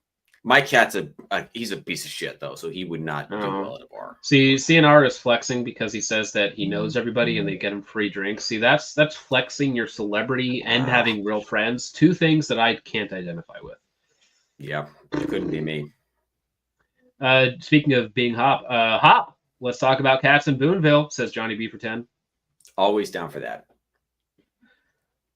Fresh Peanut Shape for 5 says Yankee Marshal has lots of lore. There's been a long time. Sand buckets, NDs at indoor ranges, moving gun safes. Yankee Marshal put it all on YouTube. See, and if somebody I remember the sand bucket. I remember if that. If somebody is more familiar with Yankee Marshal's lore, they should have just had these things ready to go, one after the other, in a debate with him. With timestamps, right? Just pull it up. A little spreadsheet helps you out. Thank you, Mr. Peanut Shape. Sig Sauer for 20 says, real world, I lived and worked through the introduction and transition of Glocks into the LEO world. It was palpably different than this. We knew back then that it was mostly operator error. Well, thank you, Mr. Sig Sauer. I appreciate that, sir. Yeah, it was well before my time. So me hearing Glock leg, the first time I probably heard that was like 20, how old am I? What year is it? 2014, 2013, something like that, when I worked in a department store that sold guns in college. It's probably the first time I heard that. 30 years after it happened. Thank you for that, for the 26 hour. Todd Dogs for 2 says, regardless of facts, Mim from India should be shunned. I think the arguments about the NDs are a part of the argument, but not the full thing. Like shoddy workmanship, shoddy QC, parts changes, stealth changes to the guns over the years. I think all of these things should be brought up with a lot of SIG products and other products as well, to be fair. 6 hours for 10 says, that sound is Hop flicking her bean. Thank you for the 10. You may need to advocate yourself, sir, because that is not what that sounds like. Moonman for 5 says, and yet there are only 2 people arguing. The only 2 people arguing were fat and retarded. I used to be fat, now I'm retarded, so I guess I'm guilty of both of those. Yeah, take one. Andy Cody for 5 says, my guess is Sig takes a page from Boeing's playbook, similar to how they did the MAX return to service training and fix so many similarities. And again, you could say that was a design issue with the 787 MAX or an assembly issue. I don't care which one it was, really, at the end of the day. I mean, obviously, for the engineering, it's important. But for me as an end user, not so much. I just want them to fix their shit. Thank you for the 5. Dogman Defense for 5 says, Hop, the anxiety goes away if you quit drinking for long enough. That's not true. That's not true. We can get into this some other time. The anxiety was there long before I was legal to drink or discovered the joys of alcohol. Sig for 10 says, Focus, I have one in my closet. Have Yankee Marshal bring it out for you. No, he's never been in my closet. He's been out of it for a long time. Thank you for the 10, Sig. Firearms and Fitness for 5 says, in fairness, Hop, this was early in their debate, and Yankee Marshal was throwing a lot out at once to try and derail. That said, Randy started the same directly after. Yes, there was like a 4-minute section where Yankee Marshal went on a tear, and I had to kind of like cut in there for it. But then, rather than a pose or counterpoint, it was like a string of the exact same thing from the other side. So, thank you for the 5. Productive. It produced a lot of money and entertainment, hopefully. Absolute Moonman for 5 says, Hop can kick, Hop can shout, but Hop can't stop us from being right by virtue of being louder, funnier, sexier, and also not being Yankee Marshal. Oof. Now, again, I got to take exception to that. Yankee Marshall's a bit of a silver fox. So if you're saying you're sexier than that, I don't know. That's a very PNW thing to say. I mean, we got 2 guys to work from here, right? You have beer goggles on right now, my friend. If you're thinking Yankee Marshal is a silver fox, so you're doing Randy. This is going sus. I'm not doing either, my friend. That's a false dichotomy. That's a false dichotomy, my friend. So I was given the choice between the 2 of them, and I picked Yankey Marshal objectively. Yeah. Nobody was forcing you. You just like, give me that foxy over there. Bar. You got. I think Hop wants to. You don't have to go home, but you can't stay here. So. Hop wants to get Yankee Marshal boy preggers. Is that what I just heard? That's not a real thing. He's also, I think, he's probably in gay menopause at this point because he's way older than we are. But come on. Yeah, Hop's like, boy preggers, not real. Been there, tried it. Thank you for the 5, Moon. It doesn't exist. Coppertone 32 says, hopped in just to say total and nim to death. Based. Yeah, there you go. Dr. Puthy for 2 says Hop equals Sig's greatest defender? ? I mean, unironically, Hop is actually the best spoken Sig quote unquote defender. Yeah, I'm probably the best at it. That doesn't mean I fucking enjoy the experience. Well, again, the competition is like drunk high guy, Yankee Marshal, which is better, and then somewhere above that. Chud McGill for 2 says the P250 did not die for this. Bro, it didn't die for anything. It died for Sig's bottom line, bro. It died because it was like a Keltec tier product. Let's be honest. I think you had to remove the rear sight to remove the striker assembly in order to clean the gun. It was a budget gun, like the Creed, like a lot of those guns. It was a budget product that they tried to spin up into a world-beating striker-fired pistol that won every single fucking contract, law enforcement and military, regardless. So, I mean, that started the SIG infection of everything, which is, I think, another reason why people are so anti-SIG is just because it's the biggest target. Oh yeah, so most people are just like the love of that. Most people. It's funny to see all the people in the chat that are being like, "Hop's a contrarian." No, you are the contrarian. You see the SIG 320 doing well, and you want to take the contrarian position. My position is that kind viewer. When I see the SIG 320 doing well, I'm like, that's still a fucking P250, bro. Like, that's where I'm coming from. But remember, I'm a lot older and a lot smarter than you are, so that doesn't make a lot of sense. All I do is overpenetrate. Great name for 2 says Yank got the World War II baby oil gristle grease on deck. Those are words stringed together that I don't fully understand, but thank you. Absolute Newman for 5 says I had to Google the thing Emoko is talking about, but I tagged you in Discord. Oh no. What am I pulling up here? What am I about to see? That's the question. I probably don't actually want to see it.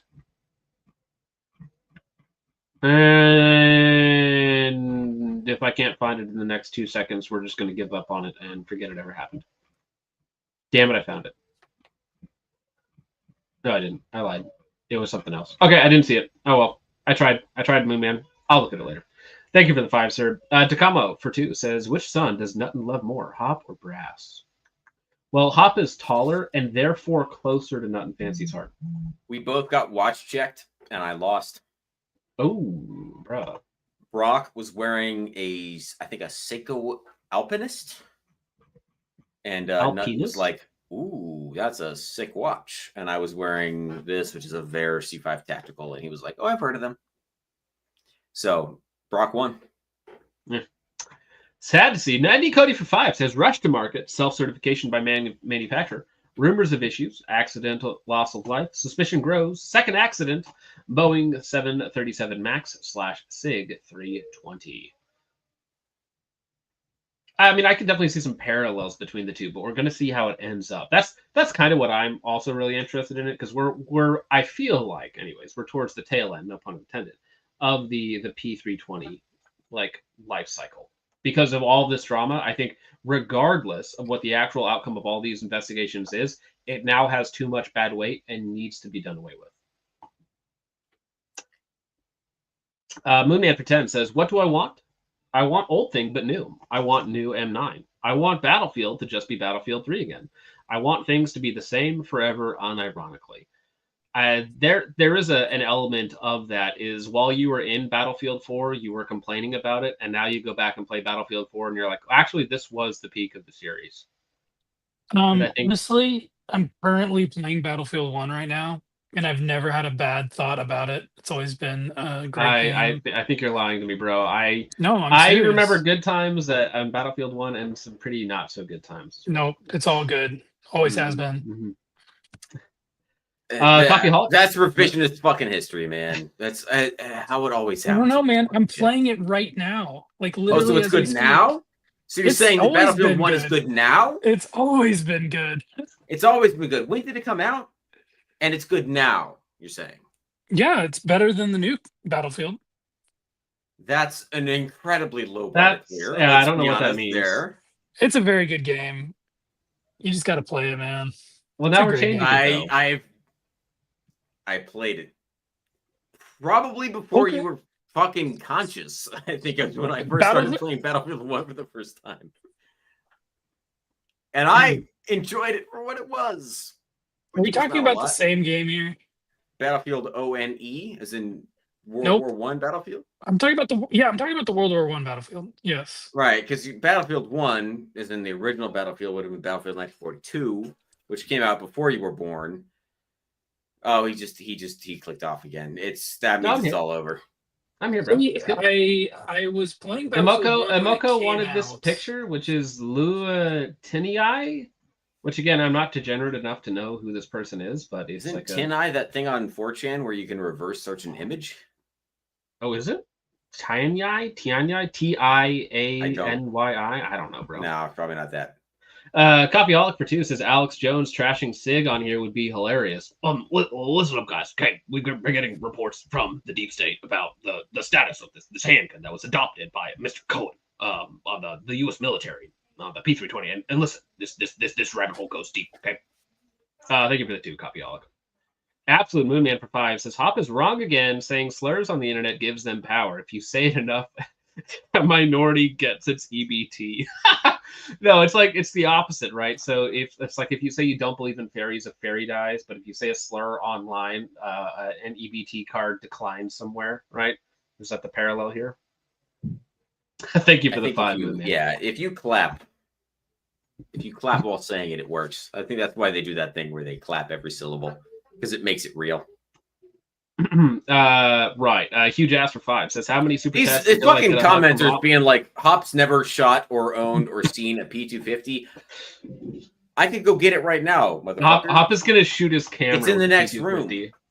No, there's no risk of me NGing that gun because it's a DAO trigger. It's like 12 fucking pounds, man. Hop is like, this string has gone on for too long. You just bring it on camera and start pointing it at the camera until the YouTube live goes down. Is this a credible threat from Hop? It's in the other room. I'll go grab it right now. That sounds like a threat to me. A threat? He's a threat. He's got a gun. He's got a gun. Huge ass for 5 says, how many super chats until I get a hug from Hop? Yeah, that's the thing. He would do it for free. Cheap man. UCG for 2 says, Yankee yanked my wiener. It was really hot. Thank you, Mr. G. He always shows up like 2 hours into a stream. Chromosome Hoarder for 2 says, this debate had some weight. Yeah, serious weight behind these arguments here on the panel. Probably the heaviest arguments we've seen so far. Thank you for the 2. Moonman for 2 says, I demand that screenshot in Discord. You, Zoomer. I will post it. Don't let me forget, Mr. Moonman. I will do it. Peanut for 5 says, oh my gosh, dang it. No. I'm going to try and do this one go. Ready? She sells warm up seashells first. while Whoa, singing hold in on. the sea shanties on the seashore. Oh, I did it. The lips, the teeth, the tip of the tongue, red leather, yellow leather. You got to do some warm ups. Get the tongue loose before you indulge in that sort of thing. You do it. You just did the warm up. Go. Fuck.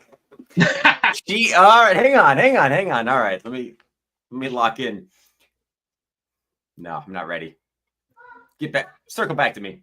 I'm gonna practice. Chromosome Hoarder 499 says Brass says hop hugs with tongue. Oh, I was getting my words mixed up, unfortunately. Moonman for 5 says kicking, screaming, pissing, shooting ropes. That thing Muku wants as a PFP and for the doobly thing in Discord. Man, you got problems, Moonman, but you're our problem. Okay. Appreciate you, Moonman. Randy reviews it. For 10 says I appreciate you hosting things, and I learned a lesson on how I should prepare for future debates. Yankee is still a liar and an idiot, and I think that came through.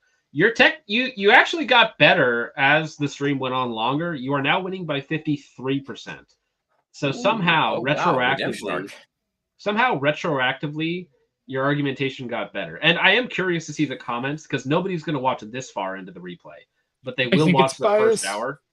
Well, yeah, but I'm interested to see what people say because even people that were on on Randy's side started super chatting towards the end about how Randy, you got to get back on point. So I'm curious to see how it goes. Thank you for the 10, Randy. I appreciate you coming on and doing this. Thundercats for 5 says, I love when Hop plus Reaper's video. Hop relates to them more than organics. You exist because I allow it. ECG for 2 says, anybody want to see my... No, thank you, ECG. You can say the word taint on a live stream. I know. Dude, I don't know what it is. I'll say, like a slur or something, but then there's certain words that I just like... Moonman for 10 says, I will pass tense. If I ever catch you saying the word unalived, I will unsubscribe and stop talking to you, just so you know. See, I'm so tempted to do it just because I'm that kind of douchebag. Moonman for 10 says, I will pass tense a village in Cambodia for having the audacity to wear glasses if you don't read my sweet boy Amoko's chat about his pee-pee. I did. I got it. I got to it, Moonman. 2 hours late, but I got to it. Thank you. Much like Brass's ovulation cycle, it is also late. Appreciate it. Sweet boy preggers or something. Gardus for 2 says some thick sexual tension between Hugh and Yankee Marshal. Yeah, Hugh Jass wants to do many things to Mr. Marshall. Gabriel Baker for 5 says Delta 34 punching the air right now watching these super chats. Honestly, he should have been like, John, let's get some tard on here for me to debate on something, and he would have made 10 times. But thank you. And you guys did a good job supporting him. Thank you for Gabriel Baker. Absolute Moonman for 5 says, if I said I will put you in a camp, I win the argument. Sorry, I don't make the rules. Why is one of your hands white? I think that reflects the demographics of the average nail salon. I honestly couldn't tell you a thing about the average nail salon because I've never... Actually, that's not true. When I was an Amazon delivery driver, I actually used to deliver packages to nail salons. And you know what was, at least in Sioux Falls, I don't know if this is true around the country, they're all Asian. Why are they all Asian? Go watch some Breaking Bad. You'll understand. Fine. Andy Cody for 5 says, exactly. Safety number 2 is, will this super chat get me to the top 15 fans on the way up? Oh, you're doing good, Andy Cody. Actually, dude, so there's no way for me to say who's the top fan. So number 1 is Moonman with 9,200 XP. I don't know what that means. Johnny B is number 2 at 7,500. Sig Sauer is number 5 at 7,000. Mitchell Black is number 4 at 4.5. And Hugh Jass is 5 at 4,000. But I mean, you're all number 1 in my heart. Don't let that be go unsaid. Hey, Hop, you got a moment for us? Fuck. She sells seashells while singing sea shanties on the seashore. Bam. Nailed it. Andy Cody practice. Andy Cody for 5 says, get me to top 20 fans. Super chat. Let's go. I think you're on your way up. I haven't checked what rank you are, but I'm sure you're doing good. I like how YouTube was like, hey, Twitch has this thing. We're just going to do it like Twitch and make it into a game for people to do this and incentivize them to, I guess, make us more money in 30% to 50% cut of super chats. Moonman for 5 says, Hop, Yankee Marshal, boy preggers, out of the blue, uncalled for. Hey man, it is what it is.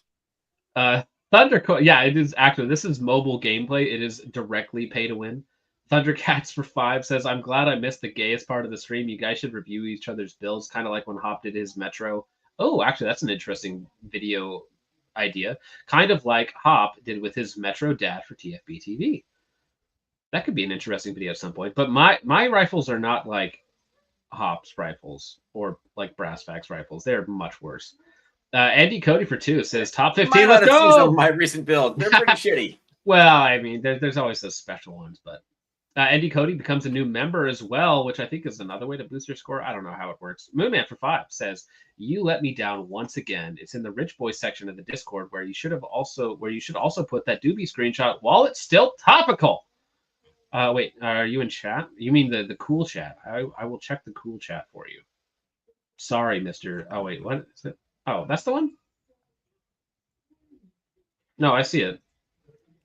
I mean, that's fine. Honestly, that is nowhere near as bad as I thought it was going to be. So I can actually pull that one up for you if you so desperately desire it. That way, there I can get this off my PFP. What do we got here? Technical difficulties. I mean, I feel self-conscious being the only real human being on the screen right now. No, you're good. I'm back. Hey, there he is. Now how do I do this? Oh, you never need a producer until you're actually in it. That's the image that you want. That's semi-wholesome or something. Thank you for the 5. That is not wholesome. That is an atrocity. It's dude, as far as anime things you could have had me pull up, this is like 9 out of 10 wholesome. Okay.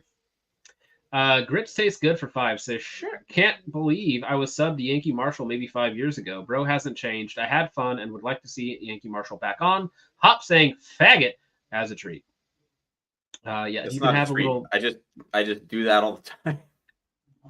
Just pot of vernacular. That guy 5 says, "Not sure if it was brought up. Practical Shooting Insights just dropped a highly confidential document from Sig during the MHS trials." No, it's just official that Sig did not actually win the trials as stated. They never went to phase 2, and they didn't even meet a lot of the criteria for it. However, the total contract value was hundreds of millions of dollars cheaper than the next closest option. So that we've known that for a while. But yeah, there are other problems. Again, there are other problems with SIG in the 320 rather than just like the NDs/UDs or whatever they may be. Moonman for 5 says, "I will fight anyone in the dark that 3 was the last grade Battlefield. 4 was a side grade at best. 1 was a downgrade and the beginning of the end. 1 to me was a gimmick. Now, it was a very good gimmick, and it was interesting for a while, but I do remember playing it for maybe 6 months and then forgetting about it. And then at the behest of some people in Discord, I re-downloaded it, played like 6-7 matches, and was like, okay, I remember why I stopped playing this. Not because it's a terrible game or it's not fun. It's interesting and unique, but I do find 3 and 4 have a better gameplay loop. Every once in a while, when an airship went down in just the right way at just the right moment, it was like, oh, I see what they were going for. But yeah, for the most part, Battlefield 1 was okay. There was that the terrible map, the one where there's like that castle out on like the little like island or isthmus. What do you call that? Little spit of land, and they're just like the entire castle is just ringed with a bunch of snipers. And so as soon as you spawn, you look towards that little castle and you see like 26 scope glints, and you're like, yep. And then you immediately get killed and die. And you're like, this map is not fucking working for me, man. But there was something there. There was also the fact that the one-man tank was the most powerful shit on the fucking planet, and then 7 guys inside the German A7 just was like not good.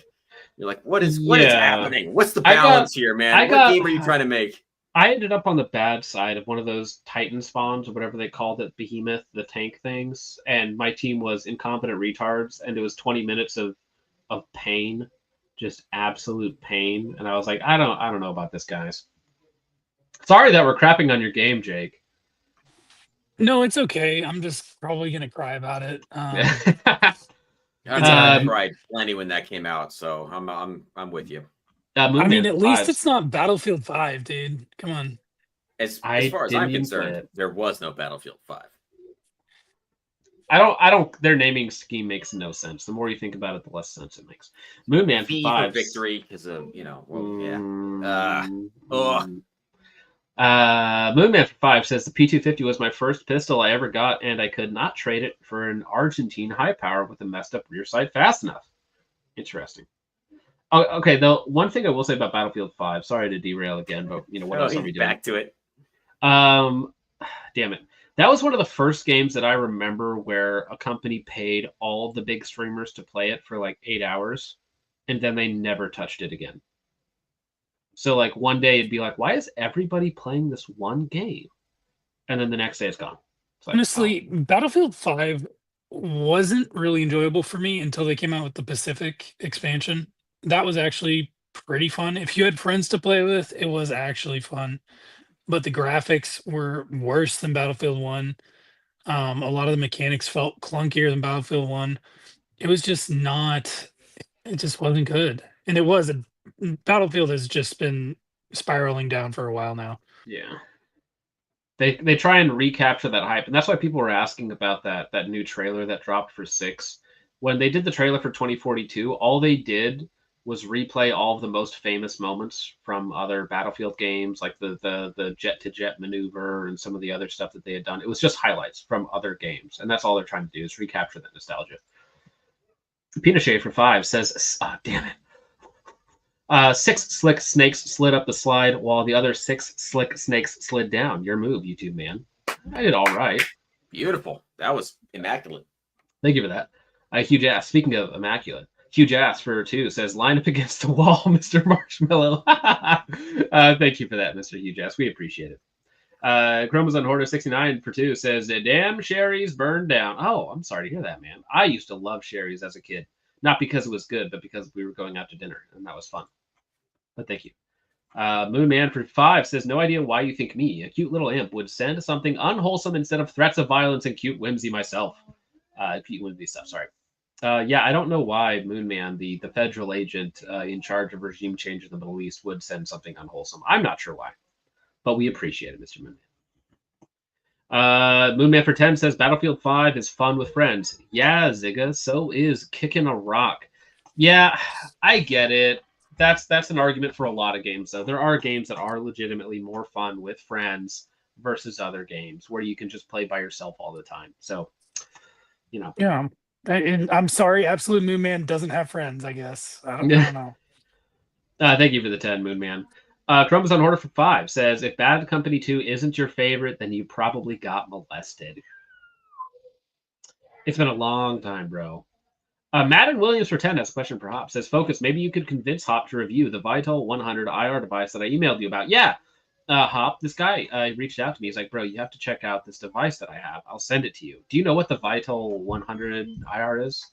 Yeah. Do you want to review one? Not really. I mean, I told him in my email response, I was like, bro, that's like a Hop thing. That's not a me thing. Well, you have been encroaching on my territory a little bit lately. That's just because people freaking send me stuff. That's not. I think they're getting the two of us confused. How? I'm short and stocky. You're tall and not stocky. And yet we're both from the Pacific Northwest, and I think that just sort of confuses them. Like they're just like, oh, it's the same fucking guy, probably. I mean, look at this monstrosity. Your rifle craves that. I mean, if you want to do, like a proper it's got to be a retro thing. It's got to be period correct. You're gonna have to get into the whole what was the battle? Mogadishu? No. Early 2000s. It was one of the very inconsequential battles of the early Iraq War. I mean, that history, again, I was kicking rocks at that time, as the previous super chat said. So. Yeah, I mean, I was I was playing Halo 2, I assume. But yeah, I mean, yeah, it's interesting. It's interesting, but it's also not interesting because I don't know. I'm not hearing good arguments. You had better arguments against or for the P320 than you have against. Yeah, true. I had those prepped when I got on. I feel like the Vital 2 is the clone correct laser. The Vital 100 is probably nothing. And so it would, if anything, be a launching off point for the Vital 2.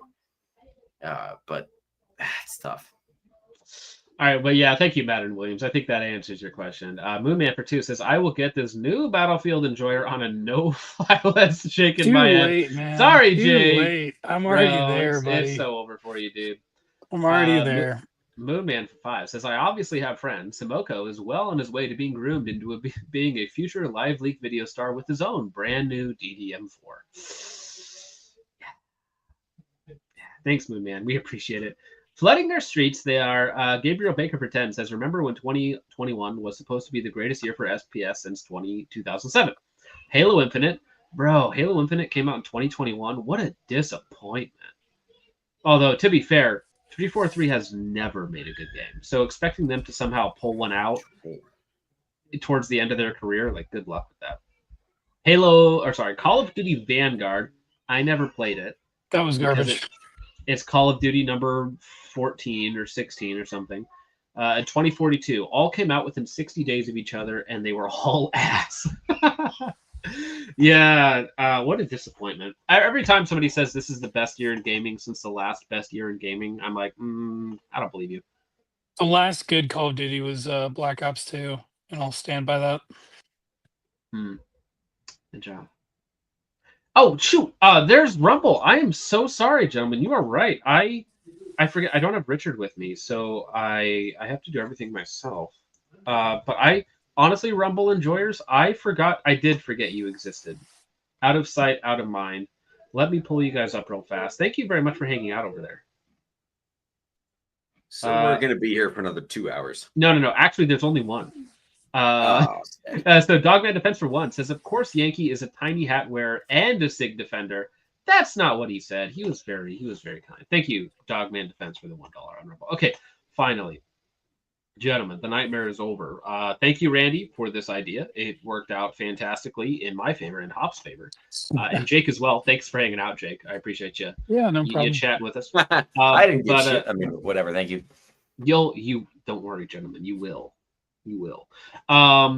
Jake, what do you got going on? Probably gonna shoot a classifier tomorrow. Maybe we'll see. Oh, yeah. But that's just about it. When I get back, I'll send you the info on the match we'll go to together. And I would appreciate that. Yeah, I don't think it's posted yet, but by the time I get back, it should be. Okay. Hop, what do you got going on, good sir? I don't know. I don't have a job. Well, I mean, you got something going on. You got casts to take care of. Well, I got all these like old guns and optics that I'm trying to review, but unfortunately, some fucking asshole keeps ninja-ing them right out from under my nose, even though it's not even his thing. I apologize. It happens at times. It's just great minds think alike, or crossed wires or crossed streams or something. Sure, that's probably it. That's probably what it was. Moonman for 5 says the year that video games made more money than movies was the year the end began. There is always an argument for normalization of a product killing the product. Thank you for that. Gabriel Baker says no sleep for you. Thank you for the 2. Appreciate it, sir. Randy says good luck on the classifier. Thanks for hanging out, Randy. I know that was not a fun night. As somebody who has had bad nights, that was not a fun night. I understand. Absorb it. Take it into account, and then just move better next time. That's all you got to do. That's it. So, gosh dang it. Moonman for 5 says, Mocha's strongest soldier. No, you, Wereaboo. You will take the Fed special DD and like it. Just don't open the furry porn on the camera this time. Yeah, we were talking about cycles lining up earlier, and Shadow Force says, yeah, John and Hop cycles have lined up. Using a super chat to reply to someone else in the chat is crazy to me. Bro, okay, so Moonman is funny because he's legit a Fed, and he's on full disability from the military, so he just uses all of his federal funding to do this while he's at work, too, by the way. On the clock. The only time he watches is when he's on the clock. So. Oh, my. I mean, if I could get paid to watch your streams, you better believe I'd fucking do it. All right, gentlemen. Thank you so much for watching. I hope you all enjoyed. I will see you in the next one. As I sailed, and most of them I've slain as I sailed.